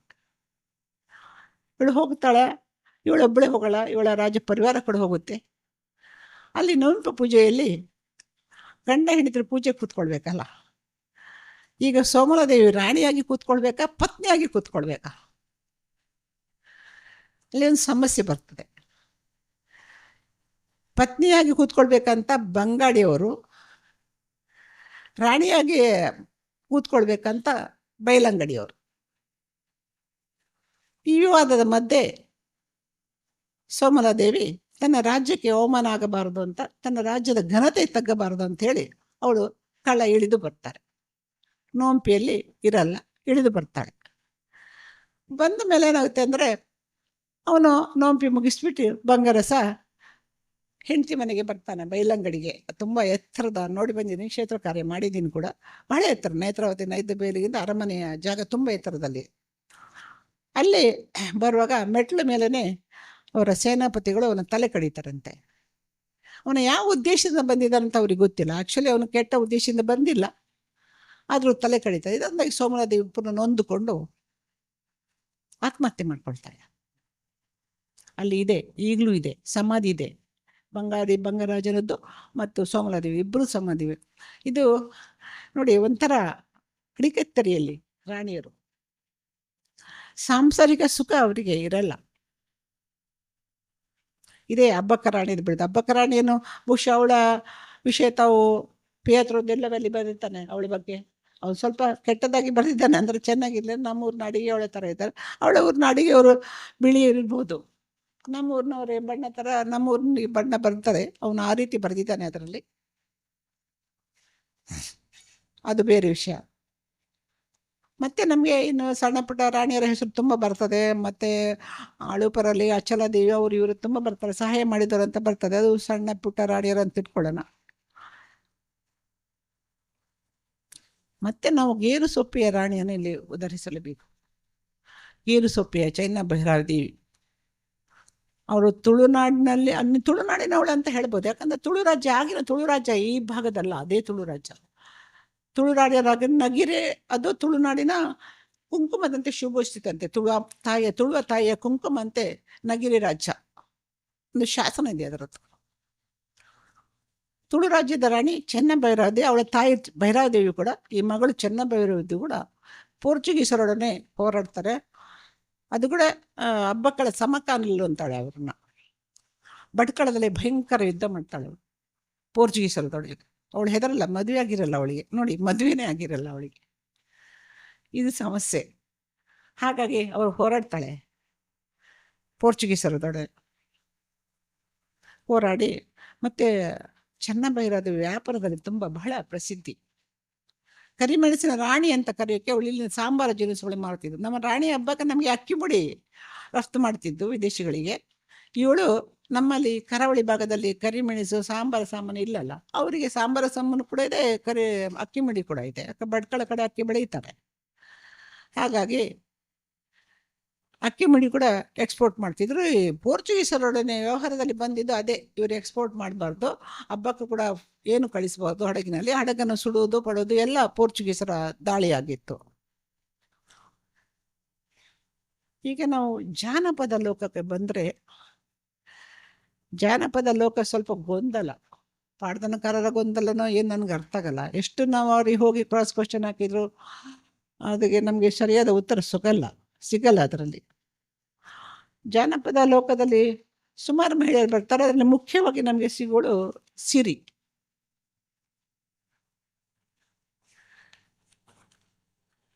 ಸಿರಿ ಕೂಡ, ಮತ್ತು ಪರತಿ ಮಂಗಣೆ ಬರ್ತಾರೆ. ಮತ್ತು ಇನ್ನಿದೆ ಬಳೆಜು ಮಾಣಿಗ ಅಂತ ಸುಮಾರು ಪದ್ಯಗಳು ಇದೆ. ಅದರಲ್ಲಿ ಮುಖ್ಯವಾಗಿ ಪರತಿ ಮಂಗಣೆ ಮತ್ತು ಸಿರಿಯನ್ನು ನಾನು ಎಚ್ಚರಿಸ್ತೇನೆ. ಪರತಿ ಮಂಗಣೆ ಬಹುಶಃ ಇವರು ಚೌಟ್ರ ಪಿಲಿಪತ್ತಿ ಗಳಸ್ ಕೂಡ ಇದರ ಸ್ವಲ್ಪ ಪ್ರಭಾವ ಕಾಣುತ್ತೆ ಅನ್ನೋ ಈ ಪರತೆ ಮಂಗನೆ ಕಾದಂಬರಿಯಲ್ಲಿ ಏನಾಗುತ್ತೆ, ಕಥೆಯಲ್ಲಿ ಏನಾಗುತ್ತೆ ಅಂತಾರೆ, ನಾನು ಇಲ್ಲಿ ಹೆಣ್ಣು ದಿಟ್ಟವಾಗಿ ಸಮಾಜವನ್ನು ಎದುರಿಸಿದ್ದು, ಅದಕ್ಕೆ ಸಮಾಜ ಸಹಕರಿಸಿದ್ರು ಮಾತ್ರ ಇಲ್ಲಿ ಹೇಳ ಹೊರಡ್ತಾ ಇದ್ದೀನಿ, ಹಾಕಿದ್ದಿಲ್ಲ. ಸ್ತ್ರೀಲೋಕ ದೃಷ್ಟಿಯಿಂದ ಅದೇ ತಾನೆ, ಸ್ತ್ರೀಯನ್ನು ಯಾವ ರೀತಿ ಇಲ್ಲಿ ಪರಿಗಣಿಸಿದೆ, ಯಾವ ರೀತಿ ಸ್ತ್ರೀಯನ್ನು ಈ ತಾಯಿನೆಲ್ಲ ತನ್ನ ಒಡಲಲ್ಲಿ ಇಟ್ಟುಕೊಂಡು ಪೋಷಿಸಿದೆ ಎಂಬುದು ಮಾತ್ರ. ಯಾಕಂದರೆ ಇಲ್ಲಿ ತಂಗಿಯನ್ನು ಕೊಂದರೆ ಕಾಶಿಗೆ ಹೋಗಿ ಪಾಪ ಪರಿಹಾರ ಮಾಡಬೇಕು ಅಂತ ಶಾಸನಗಳು ಕೂಡ ಇದೆ. ತಂಗಿಯನ್ನು ಕೊಲ್ಲುವುದಷ್ಟು ಸುಲಭ ಅಲ್ಲ. ತಳಂಗೆರೆ ಶಾಸನದಲ್ಲಿ ಕೂಡ ಇದು ಹೆಣ್ಣು ಸಂತಾನ ಇಲ್ಲದಿದ್ದರೆ ಮಾತ್ರ ಈ ಆಸ್ತಿ ಗಂಡು ಸಂತಾನಕ್ಕೆ ಹೋಗ್ಬೇಕಂತ. ಇಲ್ಲಿ ಪರಂಪರೆಯಲ್ಲಿ ಹಾಗೆ ಎಲ್ಲ ಆಸ್ತಿ ದಾಖಲೆಗಳೇ ಬರೆದಿರೋದೇ ಹಾಗೆ. ಇವತ್ತಿನ ನಿನ್ನೆಯವರೆಗೆ ಅಂದರೆ ಆಸ್ತಿ ಗಂಡು ಹೆಣ್ಣಿಗೂ ಸಮಾನಾಗಿ ಕಾನೂನು ಬರೋವರೆಗೆ ಎಲ್ಲ ಆಸ್ತಿ ದಾಖಲೆ ಇರೋದು ಅದೇ ಹೆಣ್ಣು ಸಂತಾನಕ್ಕೆ ಹೋಗಬೇಕು. ಅದು ಈ ಹೆಣ್ಣು ಸಂತಾನ ಅಕ್ಕನಿಗೆ ತಂಗಿಗೆ ಎಲ್ಲ ಬಿಡಿ ಹಾಕ್ತಾರೆ. ಅದನ್ನು ಇವತ್ತಿಗೂ ಕೂಡ ಲಾಭ ಪಡಿಸ್ಕೊಳ್ಳೋರು ಕೂಡ ಇದ್ದಾರೆ. ಗಂಡು ದೂರ ಇದ್ದರೆ ಇವತ್ತಿಗೂ ಕೂಡ ಅದೇ ರೀತಿ ಆಗ್ತಾ ಇದೆ. ಗಂಡು ಹತ್ತಿರ ಇದ್ದರೆ ಗಂಡೇ ಎಲ್ಲ ಅನುಭವಿಸ್ತಾರೆ. ಯಾಕಂದ್ರೆ ಗಂಡಿನ ಕೈಯಲ್ಲೆಲ್ಲ ಇರೋದು. ಆಕೆ ತವ್ರ ಮನೆ ಇದ್ದರೂ ಅದರ ಅನುಭೋಗಿ ಪುರುಷನೇ ಸೋದರನೇ ಆಗಿರುವಾಗ ಅವಳಿಗೆ ಸಿಗೋದು ಸ್ವಲ್ಪ ಕಡಿಮೆ ಇವತ್ತಿನ ಸ್ಥಿತಿಯಲ್ಲಿ. ಹಾಗೆ ಇವತ್ತಿನ ಸ್ಥಿತಿಯನ್ನು ನೀವು ಅಷ್ಟವಾಗಿ ಗಂಭೀರವಾಗಿ ತಗೊಳ್ಬೇಕಿಲ್ಲ. ಈಗ ಪರತಿ ಮಂಗನೆ ಕತೆ ಹೇಳಿ ಮತ್ತೆ ಸಿರಿಗೆ ಬರ್ತೇನೆ. ಪಾರ್ತಿ ಎಂಬಳೆ ನಮ್ಮ ಕೋಲ ನೇಮದ ಕಲಾವಿದನ ಹೆಂಡತಿ ಮಡದಿ ರೂಪಸಿ. ಅವಳನ್ನು ಕಂಡು ಆ ಕೋಲ ನಡೆಸೋ ಗುತ್ತೋ ಬೀಡೋ ಇರ್ಬೋದು, ಅವರ ಮನೆ ಯಜಮಾನ ಮೋಹಗೊಂಡು ಇವಳನ್ನು ಹೇಗಾದರೂ ತನ್ನ ಬುಟ್ಟಿಗೆ ಹಾಕ್ಕೊಳ್ಬೇಕಂತ ಬಯಸ್ತಾನೆ. ಅವಳಿಗೆ ಗೊತ್ತಾಗುತ್ತೆ, ಹೆಣ್ಮಕ್ಳಿಗೆ ಗೊತ್ತಾಗುತ್ತೆ ಗಂಡಸಿನ ಒಂದು ಕೆಟ್ಟ ದೃಷ್ಟಿಯನ್ನು ಅವರು ತನ್ನೊಳಗೆ ಅವರಿಗೆ ರಿಯಾಕ್ಷನ್ ಬರುತ್ತೆ ದೇಹದೊಳಗೆ. ಅವಳಿಗೆ ಗೊತ್ತಾಗ್ಬಿಟ್ಟು ಗಂಡನಿಗೆ ಮೊದಲೇ ಹೇಳ್ತಾನೆ, ನೋಡಿ ಅವರು ಕೋಲ ಮಾಡ್ತಾರಂತೆ, ನಾವು ಅದನ್ನು ತಪ್ಪಿಸೋದು ಹಾಗಲ್ಲ, ಏನು ಮಾಡೋದು, ತವರಿಗೆ ಒಮ್ಮೆ ಹೋಗಿ ಬರ್ತೀನಿ ಅಂತಾಳೆ. ಅಂದರೆ ಅವಳಿಗೆ ಗೊತ್ತಿದೆ ಈ ಕೋಲ ನಡೆದ ಮೇಲೆ ನಮಗೆ ಭವಿಷ್ಯ ಇಲ್ಲ ಅಂತ. ತವರಿಗೆ ಹೋಗಿ ಬರ್ತಾರೆ. ಕೋಲ ದಿವಸ ಅವನು ಕಲಾವಿದ ಪೂರ್ತಿ ದೈವ ನೋಡಿ, ಭೂತವನ್ನು ಇಷ್ಟು ನಂಬುವ ಜನಗಳು ದೈವದ ಆವೇಶದಲ್ಲಿರುವವರಿಗೆ ಕಿಡಿಕಿಯಿಂದ ಕೋವಿ ಇಟ್ಟು ಹೊಡೆದು ಕೊಲ್ತಾನೆ. ದನಿ ಕೊಂದ ಮೇಲೆ ನಾಟಕ ಆಡ್ತಾ ಬಂದು, ಅಯ್ಯೋ ಸತ್ನ ನಿನ್ನ ಗಂಡ ಅಂತ ಹೇಳಿ ಕಪಟ ನಾಟಕ ಮಾಡಿ, ನಾನಿದ್ದೀನಿ ಯೋಚನೆ ಮಾಡ, ನಿನ್ನ ನಾನು ನೋಡ್ಕೊಳ್ತೀನಿ ಅಂತ ಹೇಳಿ ಎಲ್ಲರ ಮುಂದೆ ಹೇಳಿ ಏನೆಲ್ಲ ಬೇಕು ಹೇಳಿ, ಅವಳು ಅಷ್ಟೇ ಉಪಾಯದಿಂದ ಅಷ್ಟೇ ಬುದ್ಧಿವಂತಿಕೆಯಿಂದ ನನಗೆ ನಿನ್ನ ಹೆಂಡತಿಯ ಸೀರೆ ಬೇಕು, ನಿನ್ನ ಹೆಂಡತಿಯ ಒಡೆ ಬೇಕು, ನಿನ್ನ ಹೆಂಡತಿಯ ಅದು ಬೇಕು ಇದು ಬೇಕಂತ ಹೇಳಿ ಎಲ್ಲ ತರಿಸಿಕೊಂಡು, ತಾನು ನಿನ್ನ ಹೆಂಡತಿಯ ಮದುಮಗಳ ಉಡುಗೆ ಬೇಕಂತ ಎಲ್ಲವನ್ನೂ ತರಿಸ್ಕೊಂಡು ಉಟ್ಟು ಶೃಂಗಾರವಾಗಿ ಅಲ್ಲೇ ಕಾಟ ಅಂದರೆ ಕಾಷ್ಟಗೊಳಿಸಿಬಿಟ್ಟು ಉರಿಯುವ ಕಾಷ್ಟದೊಳಗೆ ಇವರು ಹಾರ್ತಾಳೆ. ಎಲ್ಲ ಇವರ ಧನ ಕನಕ ಎಲ್ಲವನ್ನೂ ಅದಕ್ಕೆ ಹಾಕಿಸ್ತಾಳೆ. ಇವನಿಗೆ ಆ ಕಡೆ ಹುಡುಗಿ ಹೆಂಗಸು ಇಲ್ಲ, ಈ ಕಡೆ ಧನ ಕನಕ ಎಲ್ಲವೂ ಇಲ್ಲ. ಸೋತ ಧನಿ ಅದೇ ಕಷ್ಟಕ್ಕೆ ಹಾರಿ ಪ್ರಾಣ ಬಿಡ್ತಾನೆ. ಇದು ಪರತಿ ಮಂಗನೆ ಈ ಪುರುಷ ಶಕ್ತಿಯನ್ನು ಎದುರಿಸುವ ರೀತಿ. ಅವಳಿಗೆ ಸಮಾಜದಿಂದ ಬಲ ಇತ್ಯಂತ ಧೈರ್ಯದಿಂದಲೇ ಅವಳು ಮಾಡಿರಬೇಕು ಅಂತ ನಾನು ಊಹಿಸ್ಕೊಂಡಿದ್ದೀನಿ. ಇಲ್ಲದ್ರೆ ಒಂದು ಯಜಮಾನ ಮನೆಯ ಧನಿಯನ್ನು ಗೊತ್ತಿರ್ಬೋದು, ಕೂಡಿರ್ಬೋದು, ಅದು ಏನಂತ ಅಲ್ಲಿ ಸ್ಪಷ್ಟತೆ ಇಲ್ಲ. ಹಾಗಾಗಿ ಈ ಥರ ಮಾಡಿರ್ಬೇಕಾದ್ರೆ ಅವಳಿಗೆ ಆ ಶಕ್ತಿ ಎಲ್ಲಿಂದ ಬಂದಿರುತ್ತೆ ಹೇಳಿ? ಅದು ಈ ಸ್ತ್ರೀಯಲ್ಲಿರೋಕು ಈ ತಾಯಿ ನೆಲದ ಶಕ್ತಿಗೆ ಅವಳಿಗೆ ಬಂದಿರೋದು. ಮನೆ ಸಿರಿಯ ಬಗ್ಗೆ ಇದೆಯಲ್ಲ, ಅದು ಸ್ವಲ್ಪ ಇವತ್ತಿಗೂ ನನಗೆ ಗೊಂದಲ ಕತೆ. ಈಗ ತಾನು ಹೇಳಿದ್ದೇನೆ, ಇತಿಹಾಸದ ದಾಖಲೆಗಳನ್ನು ನಿಮ್ಮ ಮುಂದೆ ದಾಖಲೆಗಳನ್ನು ನಾನು ಇಟ್ಟಿದ್ದೀನಿ, ಶಾಸ್ತ್ರದ ದಾಖಲೆಗಳನ್ನು ನಾನು ನಿಮ್ಮ ಮುಂದೆ ಇಟ್ಟಿದ್ದೀನಿ, ನಾನೇನು ಬಾಯಲ್ಲಿ ಹೇಳ್ತಾ ಇಲ್ಲ. ಬಟ್ ಸಿರಿ ಕಥೆಯಲ್ಲಿ ಬರೋದೇ ಬೇರೆ. ಸಿರಿ ಪಾಳಗಂದಲ್ಲಿ ಬರೋದು ಅವಳಿಗೆ ಮದುವೆಯಾದ ಬಸುರಿ ಬಯಕೆಯಿಂದಲೇ ಶುರುವಾಗುತ್ತೆ ಅವಳಿಗೆ ನೋವು, ಕಷ್ಟ, ತೊಂದರೆಗಳು ಗಂಡನ ಮನೆಯಿಂದ. ಅವಳ ಕತೆ ಅರಳುವುದೇ ಅಲ್ಲಿಂದ.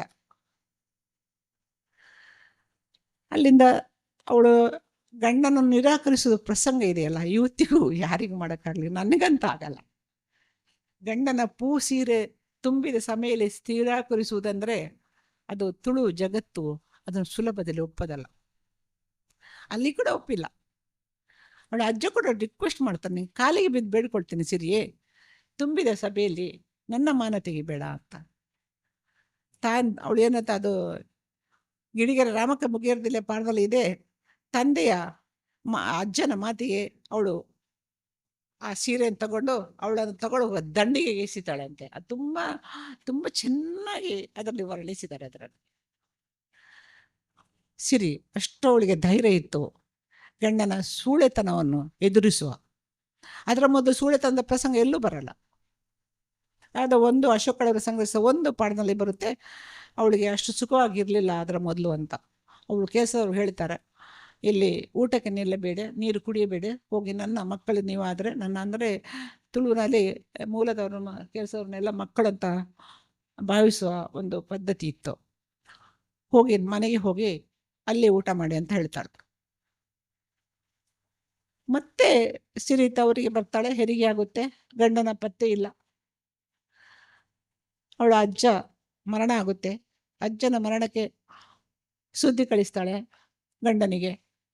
ಗಂಡ ಬರಲ್ಲ.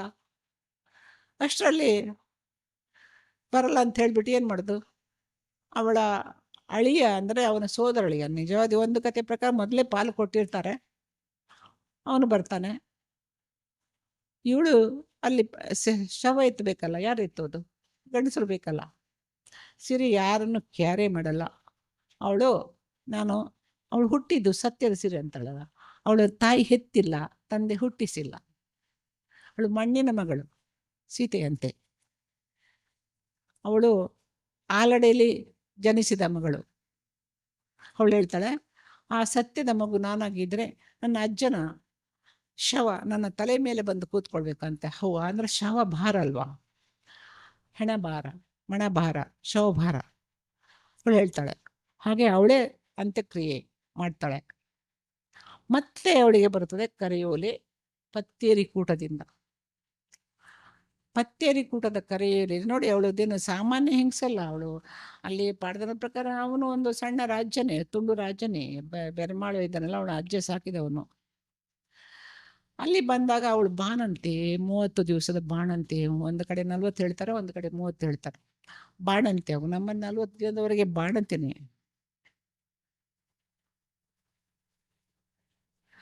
ಸಮಯ ಆದರೆ ಹೇಳಿ, ನಿಲ್ಲಿಸ್ತೇನೆ. ಡಿಸ್ಕಷನ್ ಇರ್ಬೋದು, ತೊಂದರೆ ಇಲ್ಲ. ಆಯಿತು. ಅಲ್ಲಿ ಏನಾಗುತ್ತೆ ಅಂದರೆ, ಅಲ್ಲಿ ಪತ್ತೇರಿ ಕೂಡದಲ್ಲಿ ಅವಳು ಪತ್ತೇರಿ ಕೂಡದ ತೀರ್ಮಾನ ಪ್ರತಿಭಟಿಸ್ತಾಳೆ. ಪ್ರತಿಭಟಿಸಿ ಆ ಕಡೆ ತವರು ಮನೆ, ಹುಟ್ಟಿದ ಮನೆಗೆ ಸುಡೋಕೆ ಶಾಪ ಕೊಡ್ತಾಳೆ. ಗಂಡನ ಮನೆಗೆ ಹೋಗ್ತಾಳೆ. ಗಂಡನ ಮನೆಯಲ್ಲಿ ಮತ್ತೆ ಗಲಾಟೆ ಆಗುತ್ತೆ, ಡೈವರ್ಸು ಬರ ಅದು ಇದು ಅಂಥೇಳಿ. ಅದು ಅಲ್ಲಿ ನಿಲ್ಲ, ಯಾಕಂದ್ರೆ ನಾನು ಫಾಸ್ಟಾಗಿ ಓಡ್ತೀನಿ ಇವಾಗ.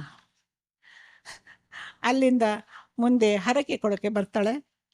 ದೇವರ ಅಂದರೆ ಹೊಳೆ ದಾಟಕ್ಕೆ ಅಂಬಿಗನು ಆ ಗಂಡ ಹೇಳಿಕೊಟ್ಟದ್ದನ್ನು ಹೇಳಿ ಇವಳು ನಿರಾಕರಿಸ್ತಾನೆ. ಅಲ್ಲಿ ದೇವಸ್ಥಾನದಲ್ಲಿ ಅಂಬಿಕಾ ದೇವಸ್ಥಾನದಲ್ಲಿ ಪುರೋಹಿತರ ಅರ್ಚಕನೇ ಕೇಳ್ತಾಳೆ. ನಾಗೂಜಿ ಬ್ರಾಹ್ಮಣಂತೆ ಅಕ್ಕಲದ್ದು.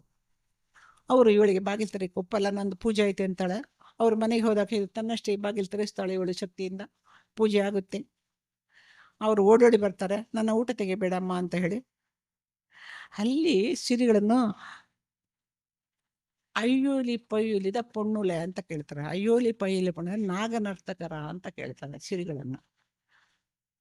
ಇದನ್ನು ನಾನು ಮುಂದೆ ಸಿರಿಬಾರಿ ಲೋಕಕ್ಕೆ ನನಗೆ ಅದೇ ಆಧಾರ ಬರೆಯೋಕೆ. ನಾನು ಅಲ್ಲಿಂದ ಮುಂದೆ ಬರ್ತಾರೆ ಸಿರಿ, ಮತ್ತೆ ಅಲ್ಲಿಂದ ಕಾಡಿನ ದಾರಿಯಾಗಿ ಹೋಗ್ತಾಳೆ. ಅವಳಿಗೆ ತವರ ಆಸರ ಇಲ್ಲ, ಗಂಡನ ಆಸರ ಇಲ್ಲ, ಆದ್ರೂ ಧೃತಿಗೆಟ್ಟಿಲ್ಲ ನೋಡಿ. ಅದೇ ನಮಗೆ ಒಂದು ಹೆಣ್ಣು ಸಮಾಜವನ್ನು ದಿಟ್ಟಿಯಾಗಿ ಎದುರಿಸಿದ ಪರಿ ಇದೆಯಲ್ಲ, ಅದೇ ನಮಗೆ ಬಹುಶಃ ಹೇಳ್ತಾರೆ ನಮ್ಮ ಪೀಟರ್ ಜೆ ಕ್ಲಾಸ್ ಅವರು ಹೇಳ್ತಾರೆ, ಅವಳ ನಂತರ ಸ್ತ್ರೀಗೆ ಮರುಮದುವೆ ಆಗುವ ಒಂದು ಪದ್ಧತಿ ಇಲ್ಲಿ ಆಗಿರಬೇಕು. ಹಾಗಲ್ಲ, ಸಿರಿಯ ಮೊದಲೇ ಇದ್ದಿರಬೇಕು. ಅದಕ್ಕೆ ಸ್ತ್ರೀ ಅಷ್ಟು ದಿಟ್ಟಿಯಾಗಿ ಎದುರಿಸಿ ಹೋಗಿದ್ದಾಳೆ. ಬರ ಕೊಟ್ಟಿದ್ದಾಳೆ ನೋಡಿ, ಡೈವರ್ಸ್ ಕೊಟ್ಟಿದ್ದಾಳೆ ಅಲ್ಲ. ಸಮಾಜ ಅವಳಿಗೆ ಅವಳ ಪರವಾಗಿ ಇದ್ದಿದ್ದಕ್ಕೆ ಅವಳು ಆ ಥರ ಮಾಡಿದ್ದು. ಅವಳ ಮೊದಲೇ ಮದುವೆ ಆಗಿತ್ತು. ಮರುಮದುವೆ ಪದ್ಧತಿ ತುಳುವ ಸಮಾಜ ಇದೆಯಲ್ಲ, ಮೈಥುನ ವಿಷಯದಲ್ಲಿ ಪುರುಷನಿಗೂ ಮಹಿಳೆಯರಿಗೂ ಭೇದ ಮಾಡಲ್ಲ. ಪುರುಷನಿಗೆ ಹೆಂಡತಿ ಎಷ್ಟು ಅಗತ್ಯವೋ ಮಹಿಳೆಗೆ ಅದು ಯಂಗ್ ವಯಸ್ಸಲ್ಲಿ, ಚಿಕ್ಕ ವಯಸ್ಸಲ್ಲಿ, ಅಂದರೆ ಒಂದು 30-35 ವಯಸ್ಸೊಳಗೆ ಗಂಡ ಸತ್ತಿದ್ರೆ ಅಥವಾ ಗಂಡ ಡೈವರ್ಸ್ ಆಗಿದ್ದಾರೆ, ಬೇರೆ ಮದುವೆ ಮಾಡ್ತಾರೆ. ಡೈವರ್ಸ್ ಬಿಡಿ, ಇವ್ರು ಮಾತಾಡೋಕ್ಕೆ ಸಮಯ ಇಲ್ಲ ಹೇಳ್ತಾರೆ. ಡೈವರ್ಸ್ ಮಾಡಿ ಅಣ್ಣಂದರು ತಂಗಿಗೆ ಬೇರೆ ಮದುವೆ ಮಾಡಿದ ಉದಾಹರಣೆ, ಜೀವಂತ ಉದಾಹರಣೆ ನಾನು ಅಧ್ಯಯನ ಮಾಡುವಾಗ ಇತ್ತು. ಅದು ಯಾಕೆಂದರೆ ಹೆಣ್ಣು ಮಗು ಹುಟ್ಟಿಲ್ಲ ಅಂತೆ, ಅದು ಫೇಮಸ್ ಜನ. ನಾನೇನು ಹೆಸರು ಬರೆದ ನನ್ನ ಕೋರ್ಟಿಗೆ ಎಳಿತಾರೆ. ಇಲ್ಲಿ ಇತ್ತು, ಹೆಣ್ಣು ಹುಟ್ಟಿಲ್ಲ ಅಂತೆ ಆ ಗಂಡನಿಂದ. ಆ ಗಂಡನಿಂದ ಬೇರೆ ಮಾಡಿಸಿ ಸೋದರರು ಅವಳಿಗೆ ಬೇರೆ ಮದುವೆ ಮಾಡಿದ್ರೆ ಹೆಣ್ಣು ಹುಟ್ಟಿತು ರೀ. ಅವರ ನಂಬಿಕೆ ಸುಳ್ಳಾಗಿಲ್ಲ, ವಿಜ್ಞಾನ ದೃಷ್ಟಿಯಿಂದ ಗಂಡಿಂದಲೇ ಒಳ್ಳೆ ಸಂತಾನ ಹುಟ್ಟುವುದಂತ ಇಲ್ಲಿ. ಹಾಗಾಗಿ ಬೇರೆ ಮದುವೆ ಮಾಡ್ತಾರೆ, ಅವಳಿಗೆ ಮಗು ಹುಟ್ಟುತ್ತೆ. ಇನ್ನೊಂದು ಸಂದರ್ಭ, ಅದು ಕೂಡ ದೊಡ್ಡ ಗೊತ್ತಿನ ಮಹಿಳೆ, ತುಂಬ ಆಸ್ತಿ ಇದೆ ನನ್ನ ಹತ್ರ, ನನಗೆ ದೊಡ್ಡ ಹೆಣ್ಣು, ಒಂದೇ ಹೆಣ್ಣು. ಆ ಹೆಣ್ಣು ಮಗು ಹೊಟ್ಟೆಯಲ್ಲಿ ಆ ಹೆಣ್ಣು ಮಕ್ಕಳನ್ನು ಹುಟ್ಟಿಸುವ ಗಂಡು ನನಗೆ ಅಳಿಯನಾಗಿ ಬರಬೇಕು ಅಂದ್ರಂತೆ. ಆ ಮದುವೆ ಆಯಿತು, ಅಲ್ಲಿ ಒಳ್ಳೆ 5-6 ಹೆಣ್ಮಕ್ಳು ಹುಟ್ಟಿತು. ಇದು ತುಳು ನೆಲದ ಲೋಕದೃಷ್ಟಿಯ, ಹೆಣ್ಣು ದೃಷ್ಟಿಯ, ತಾಯಿ ನೆಲದ ಶಕ್ತಿನ ಇದು ನೀವು ಹೇಳಬೇಕು. ಮತ್ತು ಸಮಕಾಲೀನ ಸಮಾಜಕ್ಕೆ ಬಂದರೂ ಕೂಡ ತುಂಬ ಮಂದಿ ಇದ್ದರು. ಬಟ್ ನನ್ನ ಕಾಲಕ್ಕೆ ನಾವೆಲ್ಲ ಹೆದರು ಪುಕ್ಕಲಗಳಿಗೆ ಒಳಗೆ ಕೂತ್ವಿ. ಉಪ್ಪಳ ಸೀತಮ್ಮಕ್ಕ, ಯಾರು ಮರಕಡ ಲಕ್ಷ್ಮಕ್ಕ, ಕುಣಿಬೆಲೆ ಯಮುನಕ್ಕ, ನಾನು ಹೆಸರಿಸೋದು, ನಾನು ಬಂಟರ ಬಗ್ಗೆ ಅಧ್ಯಯನ ಮಾಡಿದ್ದೀನಲ್ಲ ಆ ಪುಸ್ತಕದಲ್ಲಿ. ನಾನು ಬಂಟರ ಬಗ್ಗೆ ಅಧ್ಯಯನ ಮಾಡಿದಂದು ಇಲ್ಲ ಸಿಕ್ತು, ಆದರೂ ಕೇಳಿದೆ ಬೇರೆ ಎಲ್ಲ ಇದೆಯಾ ಅಂತ, ಯಾರು ನನಗೆ ಸಪೋರ್ಟ್ ಕೊಟ್ಟಿಲ್ಲ. ಇವರೆಲ್ಲ ಬರೇ ಗುತ್ತುಗಳ ಸಾಗುವಳಿಗೆ ವ್ಯವಹಾರ ನಡೆಸಿದಲ್ಲ, ಮಂಗಳೂರು ಪೇಟೆಯಲ್ಲಿ ಬಂಡಸಾಲೆ ನಿರ್ಮಿಸಿ ಅಲ್ಲಿಂದ ಅಕ್ಕಿ ರಫ್ತು ಮಾಡೋಕ್ಕೆ, ಮಾರಾಟ ಮಾಡೋಕ್ಕೆ ಅವ್ರು ವ್ಯವಸ್ಥೆ ಮಾಡ್ತಿದ್ರು. ಅಂದರೆ ವ್ಯಾಪಾರಿಗಳಿಗೆ ಕೂಡ ಆಗಿದ್ರು ಈ ಮಹಿಳೆಯರು. ಅದು ಮುಖ್ಯ ನಮಗೆ. ಮತ್ತು ಆಮೇಲೆ ನನಗೆ ಕಂಬಳಕ್ಕೆ ಮಹಿಳೆಯರು ಹೋಗಬಾರದು ಎಂಬ ಕಾಲದಲ್ಲಿ ಬೆಳೆದವಳು ನಾನು. ಕಂಬಳ ನೋಡಿಲ್ಲ ನಾನು ಕಂಬಳ ಅಧ್ಯಯನಕ್ಕೆ ಇಳಿದ ಮೇಲೆ ಕಂಬಳ ನೋಡಿದ್ದು. ಅಲ್ಲಿ ಈಗ ನಿನ್ನೆ ಪೇಪರ್ ನೀವು ಗಮನಿಸಿ, ಉದಯವಾಣಿಯಲ್ಲಿ ಬಂದಿದೆ, ಬಳ್ಕುಂಜ ಕಂಬಳ ಗೊತ್ತಿದ್ದು ಒಂದು ಮಹಿಳೆ ಕಂಬಳ ನಡೆಸ್ತಾ ಇದ್ದಾಳೆ. ಅವಳ ಹೆಸರು ಇಲ್ಲಿ ಬರ್ಕೊಂಡಿದ್ದೀನಿ ನಾನು. ಮತ್ತು ಕವತರ ಆಲಡಿ ಇದೆಯಲ್ಲ, ಕವತರ ಆಲಡಿಗೆ ನಾನು ಹೋದಾಗ ಆವಾಗ ಅಧ್ಯಯನಕ್ಕೆ ಫಸ್ಟ್ 1905 1906 7 ಇರಬೇಕು. ಅಲ್ಲಿಯ ಅರ್ಚಕರು ಹೇಳಿದರು, ನೋಡಮ್ಮ ಎಂಥದ್ದು ಇಲ್ಲಿ ಮಹಿಳೆ ಆಡಳಿತ ನಡೆಸ್ತಾಳೆ, ಇದು ಸರಿನಾ ಅಂತ ಅಂದ್ರು. ನಮಗೆ ಸಂಶೋಧನೆ ಮಾಡೋರಿಗೆ ಅಧಿಕ ಪ್ರಸಂಗ ಇರಬಾರ್ದು. ಅಧಿಕ ಪ್ರಸಂಗ ಇದ್ರೆ ಇನ್ನೊಂದ್ಸತಿ ನಮ್ಗೆ ಹೋಗಕ್ಕೆ ಬಿಡಲ್ಲ, ಅಲ್ಲಿ ನಮ್ಮನ್ನು ಓಡಿಸ್ತಾರೆ ಅಲ್ಲಿ. ನಾನು ಬರೀ ಏನಾಗುತ್ತೆ ಮಾಡಲಿ, ಅವರ ಹಕ್ಕಲ್ವಾ, ಪಾರಂಪರಿಕ ಮಾಡ್ತಾರೆ ಅಂತ ಹೇಳಿ ಅಷ್ಟೇ ಬಂದೆ, ನಾನೇನು ಮಾಡೋಕ್ಕೆ ಹೋಗಲಿಲ್ಲ. ಅವರು ಆ ನೀನಾ ಅಜಿಲ ಅಂತ ಹೆಸರು ಅವರದ್ದು ಇದ್ದಾರೆ, ಈಗ ಜೀರ್ಣೋದ್ಧಾರ ನಡೆಸ್ತಾ ಇದ್ದಾರೆ. ಅವರ ಹೆಸರಲ್ಲಿ ಆಡಳಿತ ಮುಕ್ತೇಶ್ವರ ಅಂತಲೇ ಉದಯವಾಣಿ ಪತ್ರಿಕೆಯಲ್ಲಿ ಬಂದಿದೆ. ಹಾಗೆ ಜೈನರಲ್ಲಿ ತುಂಬ ಸಿಗ್ತಾರೆ ನನಗೆ ಆಡಳಿತ ಮುಕ್ತೇಶ್ವರ ಆಗಿ, ಗರಡಿಗಳ ಅದರದ್ದು ಇದರಾಗ. ಬಂಟಲ್ಲಿ ನನಗೆ ಸಿಕ್ಕಿರಲಿಲ್ಲ ಹತ್ತಿರ ಸಂದರ್ಭದಲ್ಲಿ. ಹಾಗಾಗಿ ಈ ಬದಲಾದ ಪರಿಸ್ಥಿತಿಯಲ್ಲಿ ಅಲ್ಲೊಂದು ಇಲ್ಲೊಂದು ನಮ್ಗೆ ಗೋಚರಿಸ್ತದೆ. ನಗರ ಜೀವನ ಬಿಡಿ, ನಗರ ಜೀವನದು ಬೇರೆ, ಹಳ್ಳಿಯ ಜೀವನದು ಬೇರೆ. ಏನಾದರೂ ಸಂಸ್ಕೃತಿ ಸಂಪ್ರದಾಯ ಉಳಿದಿದ್ರೆ ಅದು ಹಳ್ಳಿಯ ಜೀವನದಲ್ಲಿದೆ, ನನ್ನ ಹಳ್ಳಿಯಲ್ಲಿದೆ. ಹೇಳ್ತಾರೆ, ಮಾತಿಗೆ ಹೇಳ್ತಾರೆ, ಹಳ್ಳಿಯ ಸಂತಾನ ಹೋಗಿದೆ, ತಾಯಿ ಮೂಲ ಕಟ್ಟು ಹೋಗಿದೆ. ಅಲ್ಲಿ ಹೋಗಿಲ್ಲ, ಅಲ್ಲಿ ಬೇಕಾದ್ರೆ ಈ ಮಾರ್ಚ್ 30ಕ್ಕೆ ನನ್ನ ಮನೆಯಲ್ಲಿ ನನ್ನ ಬಗ್ಗೆ ಒಂದು ಕಾರ್ಯಕ್ರಮ ಹೇಳ್ತಾರಂತೆ, ಬನ್ನಿ ಅಲ್ಲಿ ತೋರಿಸ್ತೀನಿ ನಾನು. ಮಾತೃ ಸಂತಾನ, ಹಳೆಯ ಸಂತಾನವನ್ನು ಕೂಡ ತೋರಿಸ್ತೀನಿ, ಹಳೆಯ ಸಂತಾನಕ್ಕೆ ಪಟ್ಟಾಗಿದ್ದನ್ನು ತೋರಿಸ್ತೀನಿ. ಮಾತೃಮೂಲ ಸಮಾಜ ಅಲ್ಲಿ ಹೇಗೆ ನಡೀತಾ ಇದೆ, ಪರಂಪರೆಯನ್ನು ಅಷ್ಟು ಸುಲಭದಲ್ಲಿ ಬಿಟ್ಕೊಡ್ತಾ ಇಲ್ಲ, ಹಣದಾಶೆಗೋಸ್ಕರ ಬಿಟ್ಕೊಡ್ತಾರೆ. ಅದು ಆರ್ಥಿಕವಾಗಿ ಬದಲಾಯಿತು, ಸಾಮಾಜಿಕವಾಗಿ ಬದಲಾಗಿಲ್ಲ. ತುಳುನಾಡಿನ ಪ್ರಪಂಚ ಹಾಗೆ ಇದೆ ಅಂತ ಹೇಳ್ತಾ ನಾನು ಅದೇನು ಪ್ರಶ್ನೆ ಕೇಳ್ತಾರೆ ಕೇಳಿ ರೆಡಿ ಇದ್ದೀನಿ. Thank you.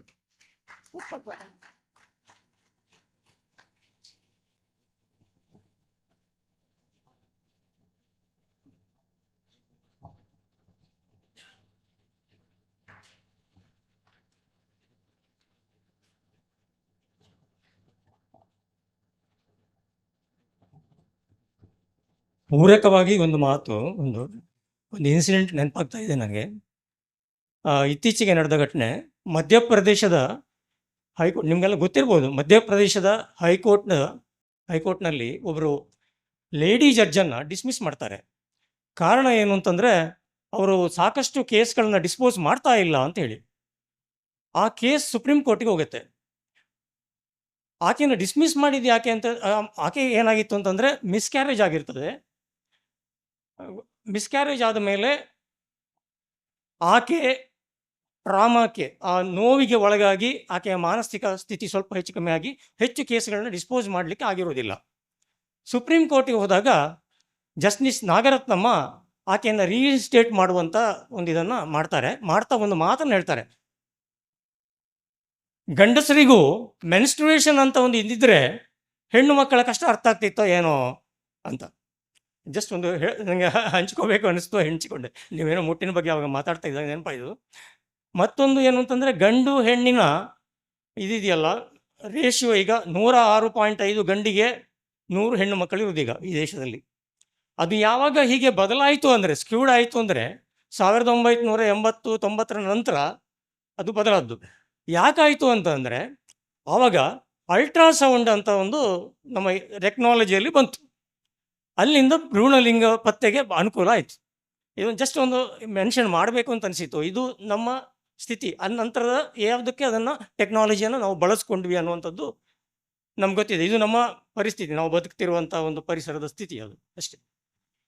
Thank you madam. Thank you.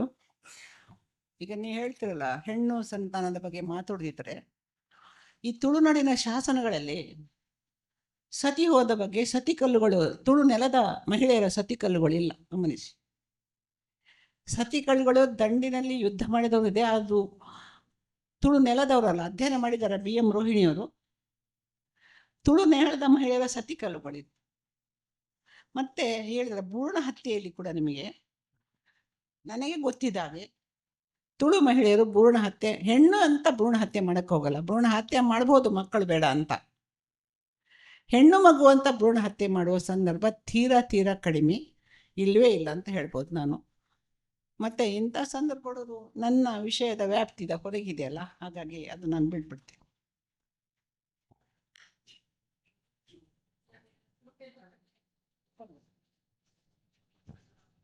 ಈರ್ ಪಂತನ ಕತೆಗಳು ಪೂರ ರಾಣಿಯಲ್ನ ಕತೆಗಳು ಬೊಕ ಗುತ್ತದ ಇಲ್ಲದ ಪುಂಜೋನ ಕತೆಗಳು.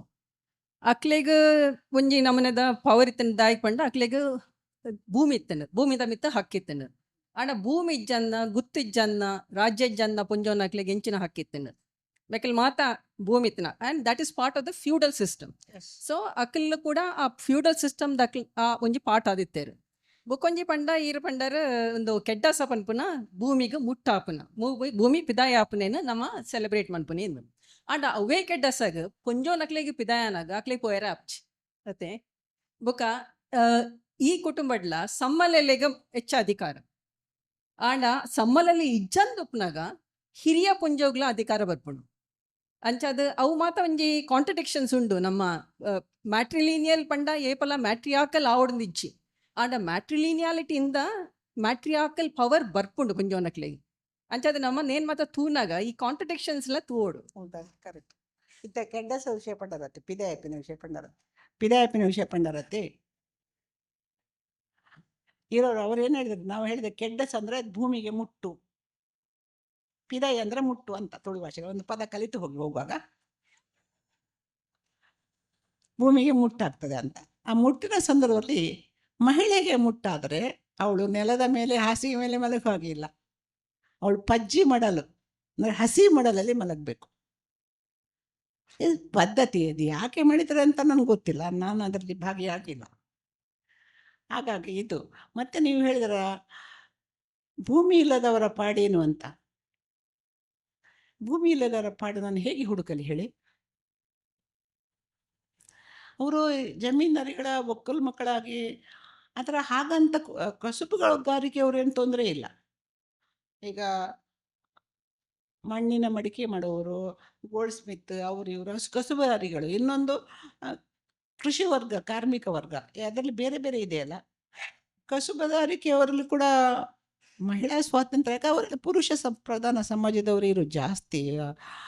ಅವರ ಇದು ಒಡಾರಿಗಳು ಬಿಟ್ಟರೆ, ಎಣ್ಣೆ ತೆಗೆಯೋರು ಬಿಟ್ಟರೆ, ಮತ್ತು ಅವ್ರದ್ದು ಬಡ ಸಮಾಜ ಅಲ್ವಾ, ಅವರು ಇನ್ನೊಬ್ಬರ ಜೊತೆ ಅವಲಂಬಿತ ಆಗಿರುವಾಗ ಅವರು ಹೋರಾಟ ಎಲ್ಲಿ ಮಾಡ್ತಾರೆ ಮೇಡಮ್? ಹೇಗೆ ಸಾಧ್ಯ ಇದೆ ಅವರಿಗೆ? ನೀವು ಹೇಳ್ದಾಗೆ ಆರ್ಥಿಕ ಬಲ ಬೇಕಲ್ಲ.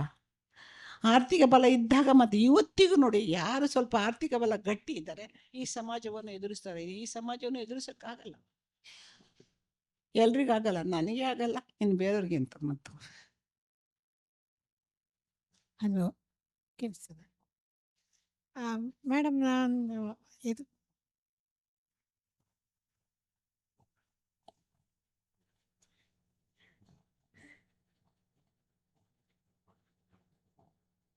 ಇಂದಿರಾ ಮೇಡಮ್ ನಮಸ್ತೆ. ನಮಸ್ತೆ ಮೇಡಮ್. ನೀವು ಹೇಳ್ತಾ ಇದ್ರಿ, ಒಂದು ವಿಷಯ ಹೇಳಲಿಕ್ಕೆ ನಾನು ಇಷ್ಟಪಡ್ತೇನೆ. ಪ್ರಶ್ನೆ ಅಲ್ಲ ಇದು. ನೀವು ಒಂದು ಹೇಳಿದ್ರಿ ಹೆಣ್ಣು ಭ್ರೂಣ ಹತ್ಯೆ ಇಲ್ಲ ಇಲ್ಲಿ ಅಂಥೇಳಿ. ಆದರೆ ನಾನೊಂದು ಅಧ್ಯಯನ ಮಾಡಿದ್ದೆ, ಇದು ಭ್ರೂಣ ಹತ್ಯೆಯ ಬಗ್ಗೆ ಒಂದು ಅಧ್ಯಯನ ಕೈಗೊಂಡಿದ್ದಾಗ ಕಂಪ್ಯಾರಿಟಿವ್ಲಿ ಮಂಡ್ಯ ಮತ್ತು ದಕ್ಷಿಣ ಕನ್ನಡದ ಜಿಲ್ಲೆಯನ್ನು ತಗೊಂಡು ನಾನು ಅಧ್ಯಯನ ಕೈಗೊಂಡಿದ್ದು ಯೂನಿವರ್ಸಿಟಿಯಲ್ಲಿ ಇದ್ದಾಗ. ಅದರಲ್ಲೇ ನೋಡಿದಾಗ ನಾನು ಇಲ್ಲಿಯ ವೈದ್ಯಾಧಿಕಾರಿ ಒಬ್ಬರನ್ನು ಮೀಟ್ ಮಾಡಿದಾಗ ಅವ್ರು ಹೇಳಿದ್ದೇನಂತ ಹೇಳಿದ್ರೆ, ಇಲ್ಲಿ ಭ್ರೂಣ ಹತ್ಯೆ ನಡೀತಾ ಇದೆ ಮೇಡಮ್, ಆದರೆ ಏನಂತ ಹೇಳಿದ್ರೆ ಇಲ್ಲಿ ಎಜುಕೇಷನ್ ಇರುವುದೇ ಇದು ಹೊರಗಡೆ ಬರದೇ ಇದ್ದಂಗೆ ತಡೆಯುತ್ತೆ ಅಂಥೇಳಿ. ಯಾಕೆ ಅಂತ ಹೇಳಿದ್ರೆ PUC ಲೆವೆಲ್ನಲ್ಲಿ ಹೆಚ್ಚು ಕಡಿಮೆ ಒಟ್ಟಿಗೆ ಫ್ರೆಂಡ್ಸ್ ಆಗಿದ್ದವರು, ಅವರು ಮೆಡಿಕಲ್ಗೆ ಹೋದಾಗ ಫ್ರೆಂಡ್ ಆ ನೆಲೆಯಲ್ಲಿ ಅವರು ಭ್ರೂಣ ಹತ್ಯೆಯನ್ನು ಮಾಡಿಸ್ತಾರೆ. ತುಂಬ ಅದು ನಡೀತಾ ಇದೆ, ಆದರೆ ಗೊತ್ತಾಗ್ತಾ ಇಲ್ಲ ಅಂತ ಹೇಳ್ತಾಯಿದ್ರು. ಬಹುಶಃ ಅದು ಈಗ ಜನಗಣತಿ ಆಗಲಿಲ್ಲ, ಇಲ್ಲಾಂದರೆ ಗೊತ್ತಾಗ್ತಾ ಇತ್ತು. ಅದು ಕಡಿಮೆ ಆಗ್ತಾ ಇರೋದು ಇಲ್ಲಿ ಕೂಡ ಕಂಡು ಬರ್ತಾ ಇದೆ. ಇದಕ್ಕೆ ಭ್ರೂಣ ಹತ್ಯೆ ಒಂದು ಕಾರಣ ಅನ್ನೋದು ನನ್ನ ಅಧ್ಯಯನದಲ್ಲಿ ಗೊತ್ತಾಗಿರುವಂಥದ್ದು. Thank you.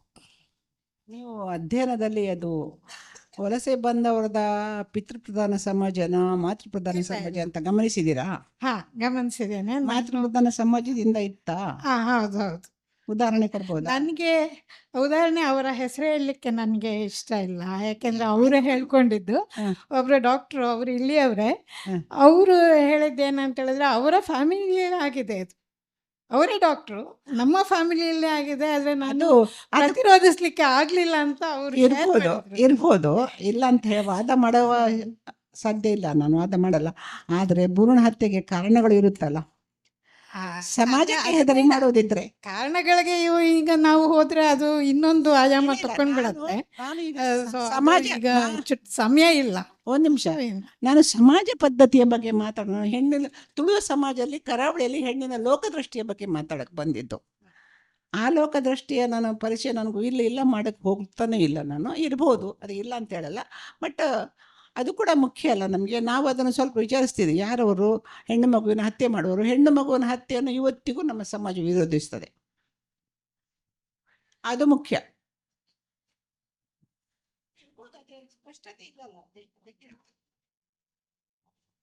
ಇಂದಿರಾ ಮೇಡಮ್ ನಮಸ್ತೆ. ನಾನು ಸುಶೀಲಾ ನಾಡ ಅಂತೇಳಿ ಕೊರಗ ಕಮ್ಯುನಿಟಿಯಿಂದ ಮಾತಾಡ್ತಾ ಇದ್ದೀನಿ. ತಾವು ಹೇಳಿದ್ರಿ ಈಗ ಸ್ತ್ರೀ ನೆಲ, ಕರಾವಳಿ ತುಳುನಾಡು ಅನ್ನುವಂಥದ್ದು ಸ್ತ್ರೀ ನೆಲ. ಕೊರಗ ಸಮುದಾಯವು ಕೂಡ ಈ ನೆಲದ ಮೂಲ ನಿವಾಸಿಗಳು ನಾವು. ಅದ್ರ ಜೊತೆಯಲ್ಲಿ ತಾವು ಇಷ್ಟೋ ತನಕ ಮಾತಾಡುವಾಗ ಸ್ತ್ರೀ ನೆಲ ಅನ್ನುವಂಥದ್ದು ಮತ್ತೆ ಇಡೀ ನಮ್ಮ ತುಳುನಾಡು ಅನ್ನುವಂಥದ್ದು ಸ್ತ್ರೀ ಮೂಲ ಆಗಿ ಇದೆ ಅಂತುಳದಕ್ಕೆ ಸಾಕಷ್ಟು ಉದಾಹರಣೆಗಳನ್ನ ತಾವು ಕೊಟ್ಟಿದ್ದೀರಿ, ಅದನ್ನ ನಾನು ಒಪ್ಕೊಳ್ತೇನೆ.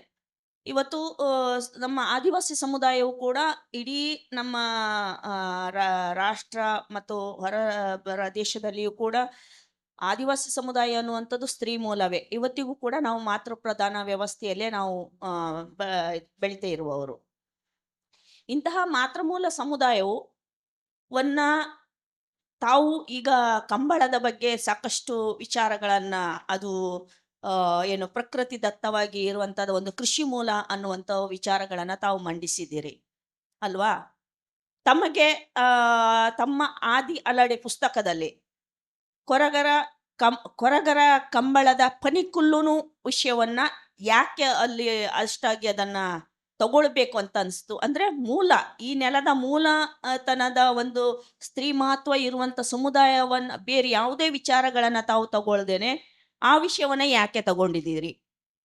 ಮತ್ತೆ ಇಷ್ಟೋ ತನಕ ತಾವು ಮಾತಾಡುವಾಗ ಎಲ್ಲರ ಇದರಲ್ಲಿಯೂ ಕೂಡ ತಾವು ಮಾತಾಡಿದಿದ್ರಿ. ಆದ್ರೆ ನಾವು ಆದಿ ಮೂಲದವರಾಗಿ ಈ ನೆಲದ ಮೂಲ ನಿವಾಸಿಗಳಾಗಿ ಸಮುದಾಯವನ್ನ ಯಾಕೆ ತಾವು ಅಲ್ಲಿನ ಮೌಲ್ಯಗಳ ಬಗ್ಗೆ ತಾವು ಮಾತಾಡ್ಲಿಲ್ಲ? ಒಂದು ಪ್ರಗತಿಪರ ಚಿಂತಕಿಯಾಗಿ, ಒಂದು ಸ್ತ್ರೀವಾದಿಯಾಗಿ ಯಾಕೆ ಒಂದು ಅಂದ್ರೆ ನಾನು ಒಂದು ಇದು ನೀವು ನಿಮ್ಮ ಆದಿ ಅಲಡೆಯಲ್ಲಿ ಬಂದಂತ ವಿಚಾರ ಒಂದು ಸಮುದಾಯದ ಒಂದು ಘನತೆ ಗೌರವದ ವಿಚಾರ ಕೂಡ ಆಗಿದೆ. ಹಾಗಾಗಿ ನಾನು ಈ ಸಂದರ್ಭದಲ್ಲಿ ತಾವು ಮುಖಾಮುಖಿ ಸಿಕ್ಕಿರುವುದರಿಂದ ತಮ್ಮಲ್ಲಿ ಒಂದು ನೇರ ಪ್ರಶ್ನೆಯನ್ನು ಕೇಳಲಿಕ್ಕೆ ಒಂದು ಅವಕಾಶ ಆಗಿದೆ. ಆದಿ ಆಲಡಿಯಲ್ಲಿ ನಾನು ಅವಾಗ ಬರೆದಿದ್ದು, ಆ್ಯಕ್ಚುಲಿ ಅದು ಕಂಬಳದ ಬರೆಯೋ ಉದ್ದೇಶ ಇಲ್ಲ, ಒಂದು ಉದಾಹರಣೆಯಾಗಿ ಬೇರೆಯವರು ಕೊಟ್ಟಿದ್ದನ್ನು ನಾನು ಬರೆದಿದ್ದು. ನನ್ನ ಅಧ್ಯಯನ ಅಲ್ಲ ಅದು, ಅದನ್ನು ಅಧ್ಯಯನ ಮಾಡಲೂ ಇಲ್ಲ. ಈಗ ಬರೀತಾ ಇದ್ದೀನಿ ಕಂಬಳದ ಬಗ್ಗೆ. ನನ್ನ ಪ್ರಕಾರ ಕಂಬಳ ಬಂದಿದ್ದೇ ಮೂಲ ನಿವಾಸಿಗಳಿಂದ. ಅದು ಈಗಿನ ಕೃತಿಯಲ್ಲಿ ಬರೀತಾ ಇದ್ದೀನಿ ನಾನು. ಎಲ್ಲ ಕಡೆ ಮೇಲ್ವರ್ಗದಗಳು ಆಮೇಲೆ ಆಕ್ರಮಿಸ್ತಾರೆ, ನಿಜ. ಈಗ ಕಾಪುವೇ ಉದಾಹರಣೆ ಅದಕ್ಕೆ. ಕಾಪು ಮಾರಿಗುಡಿ ನೋಡಿ, ಎಲ್ಲ ಮಾರಿಗುಡಿ ನೋಡಿ, ಸ್ವಲ್ಪ ಹಣ ಬಂದಾಗ ಅದು ಮೇಲ್ವರ್ಗದ ಜನತೆ ಬೇಕು, ಜನತೆಗೆ ಆ ದೇವಸ್ಥಾನ ಬೇಕಾದ ಇನ್ಕಮ್ ಬರುತ್ತಲ್ಲ, ಹಣದ ಮೂಲ ಬರುತ್ತಲ್ಲ. ಹಾಗೆ ಕಂಬಳ ಇದೆಯಲ್ಲ, ಅದು ಮುಂದೆ ಬಂಟರದ್ದು, ಜೈನರದ್ದು, ಮತ್ತೆ ಮತ್ತೆ ಬ್ರಾಹ್ಮಣರದ್ದು ಕೂಡ ಒಂದು ಅಹಮ್ಮನ ಪ್ರಶ್ನೆಯಾಗಿ ಬೆಳೆಯಿತು. ಮೂಲದ ನಾನು ಹೇಳಿದೆ ಆಶಯನೇ ಮರೆತು ಹೋಯ್ತು, ಆಗಲೇ ಹೇಳಿದೆಲ್ಲ. ಕಂಬಳದ ಫಲವಂತಿಯ ಮೂಲ ಆಶಯನೇ ಮರೆತು ಬಿಟ್ಟಿದ್ದಾರೆ.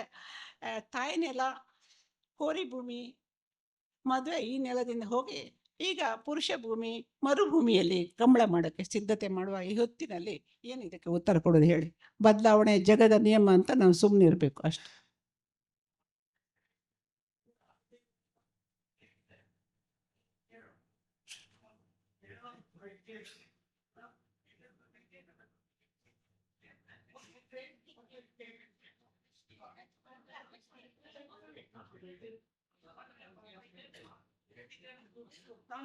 ಮಹಿಳಾ ಪ್ರಧಾನ ಇದ್ದದ್ರಿಂದ ಅಲ್ಲ ಅವ್ರದ್ದು ಸಹಮತ ಇದೆ, ನಂದು ಇಬ್ಬರದಕ್ಕೂ ಸಹಮತ ಇದೆ.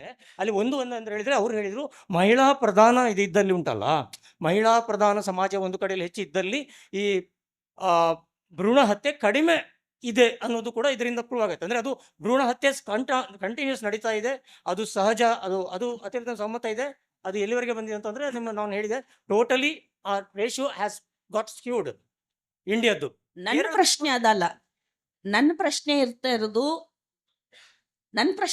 ಇರೋದು ಮೇಡಮ್ಗೆ, ನೀವು ಇಷ್ಟು ಸ್ತ್ರೀ ಚಿಂತಕಿಯಾಗಿ ಇಷ್ಟು ಇದ್ದಿದ್ಕೊಂಡು ಎಲ್ಲವನ್ನ ತಿಳ್ಕೊಂಡವರಾಗಿದ್ಕೊಂಡು ನಿಮ್ಮ ಆದಿ ಅಲಡೆ ಪುಸ್ತಕದಲ್ಲಿ ಕೊರಗರಿಗೆ ಕಂಬಳದ ಪನಿಕುಲುನು ವಿಷಯದಲ್ಲಿ ಅಷ್ಟು ಬಿಳಿಮಲೆ ಸರ್, ನಾನು ಹೆಸರು ಮೆನ್ಷನ್ ಮಾಡ್ತೇನೆ, ಡಾಕ್ಟರ್ ಪುರುಷೋತ್ತಮ್ ಬಿಳಿಮಲೆ ಸರ್ ಅವರು ಅವರ ಜನಪದ ಕರಾವಳಿಯಲ್ಲಿ ಕೊರಗರ ಬಗ್ಗೆ ಬರೆಯುವಾಗ ಪನಿಕುಲುನು ವಿಷಯದಲ್ಲಿ ತುಂಬಾ ಕೆಟ್ಟ ರೀತಿಯಲ್ಲಿ ಬರೆದಿದ್ದಾರೆ. ಅಂದ್ರೆ ಗಂಡಸರು ಪನಿಕುಲುನು ಸಮಯದಲ್ಲಿ ಸಲಿಂಗ ಕಾಮದಲ್ಲಿ ತೊಡಗಿಕೊಳ್ತಾರೆ, ಅದರ ವೀರ್ಯವನ್ನ ಗದ್ದೆಗೆ ಚೆಲ್ತಾರೆ, ಇದರಿಂದಾಗಿ ಫಲವಂತಿಕೆ ಬರ್ತದೆ ಅಂತ ಹೇಳುವುದನ್ನ ಅವರು ತುಂಬಾ ಕಟ್ಟದಾಗಿ ಬರೆದಿದ್ದಾರೆ.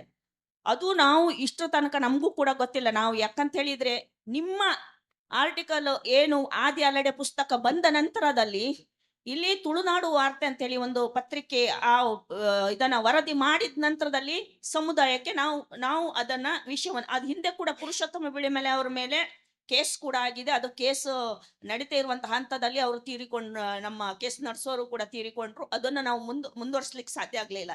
ಆದ್ರೆ ಇತ್ತೀಚೆಗೆ ನೀವು ಆದಿ ಅಲಡೆ ಪುಸ್ತಕ ಬರೆದ ನಂತರದಲ್ಲಿ ಆ ವಿಷಯವು ಇಡೀ ನಮ್ಮ ಜಗತ್ತನ್ನ ಸುತ್ತಿದೆ. ಯಾಕಂದ್ರೆ ಈ ಪೇಪರ್ ಆಗಿರುವುದರಿಂದ ಅದಕ್ಕೆ ನಾವು ತುಂಬಾ ಹೋರಾಟಗಳನ್ನ ಮಾಡಿ ಅದನ್ನು ತಡಿಬೇಕು ಅಂತ ಹೇಳಿದ್ದೇವೆ. ನಾನು ನಿಮ್ಮ ಹತ್ರ ಒಂದೇ ಪ್ರಶ್ನೆ ಇರೋದು ನನಗೆ, ಅಂತಹ ಒಂದು ಸಮುದಾಯವನ್ನ ಕೀಳಾಗಿಸಿ ಅವರ ಘನತೆ ಗೌರವ ಇವಾಗಿನ ವಿಷಯದಲ್ಲಿ ಇರುವಂತ ವಿಚಾರವನ್ನ ನೀವು ಆದಿ ಅಲಡೆ ಪುಸ್ತಕದಲ್ಲಿ ಯಾಕೆ ವಿಷಯ ವಸ್ತುವಾಗಿ ತಗೊಂಡಿದ್ದೀರಿ?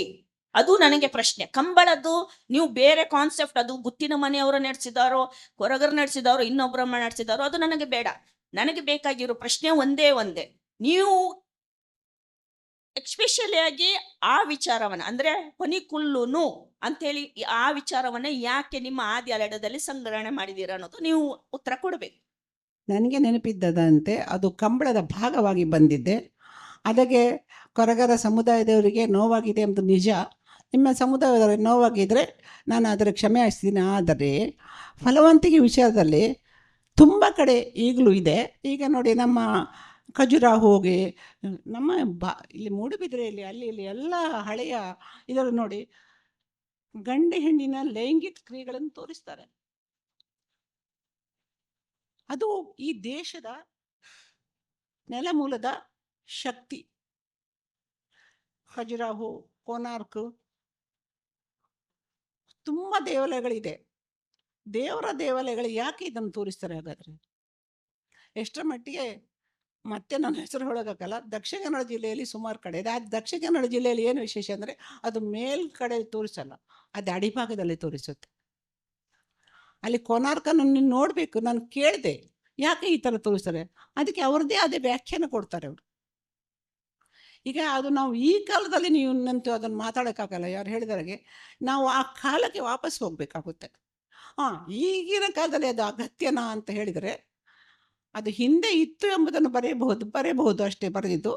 ಈಗ ನಾನು ಮುಂದಿನ ಕೃತಿಯಲ್ಲಿ ಆ ಪ್ರಸ್ತಾಪ ಮಾಡೋಕ್ಕೆ ಹೋಗಲಿ. ಇಷ್ಟೇ. ಅದು ಮೂಲದವರ ಬರೀ ಕೊರಗರು ಮಾತ್ರ ಅಲ್ಲ, ಗಮನಿಸಿ, ಸುಮಾರು ಜಾತಿಗಳಿದೆ ಈ ದಕ್ಷಿಣ ಕನ್ನಡ ಜಿಲ್ಲೆಯಲ್ಲಿ ಕೂಡ. ಅವರ ಕೂಸಾಳುಗಳಿದ್ದಾರೆ ಆ ಕಡೆ, ಅವರು ಕೂಡ ಕಂಬಳದಲ್ಲಿ ಸಂಪೂರ್ಣವಾಗಿ ಭಾಗಿಯಾಗ್ತಾರೆ.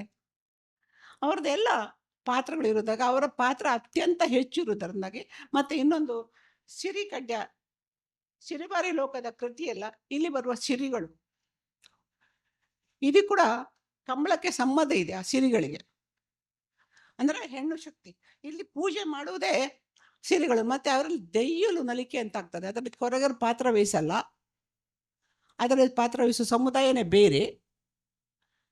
ಅವರು ಕೂಡ ರಾತ್ರಿ ದೈವ ನರ್ತನ ಇದ್ದರೆ ಹಗಲದ ನಾಗಕೋಲ ಅಂತ ಹಗಲಲ್ಲಿ ಮಾಡೋದು ಬೇರೆ. ಅಂದರೆ ಒಂದು ಬಹುವೇಷ ಅಂತ ಮಾಡ್ತಾರೆ. ಅದು ಪರಗಣ ಇದೆ, ಚಿದಾಮೂರ್ತಿ ಅದನ್ನು ಪರಗಣ ಅಂತಾರೆ.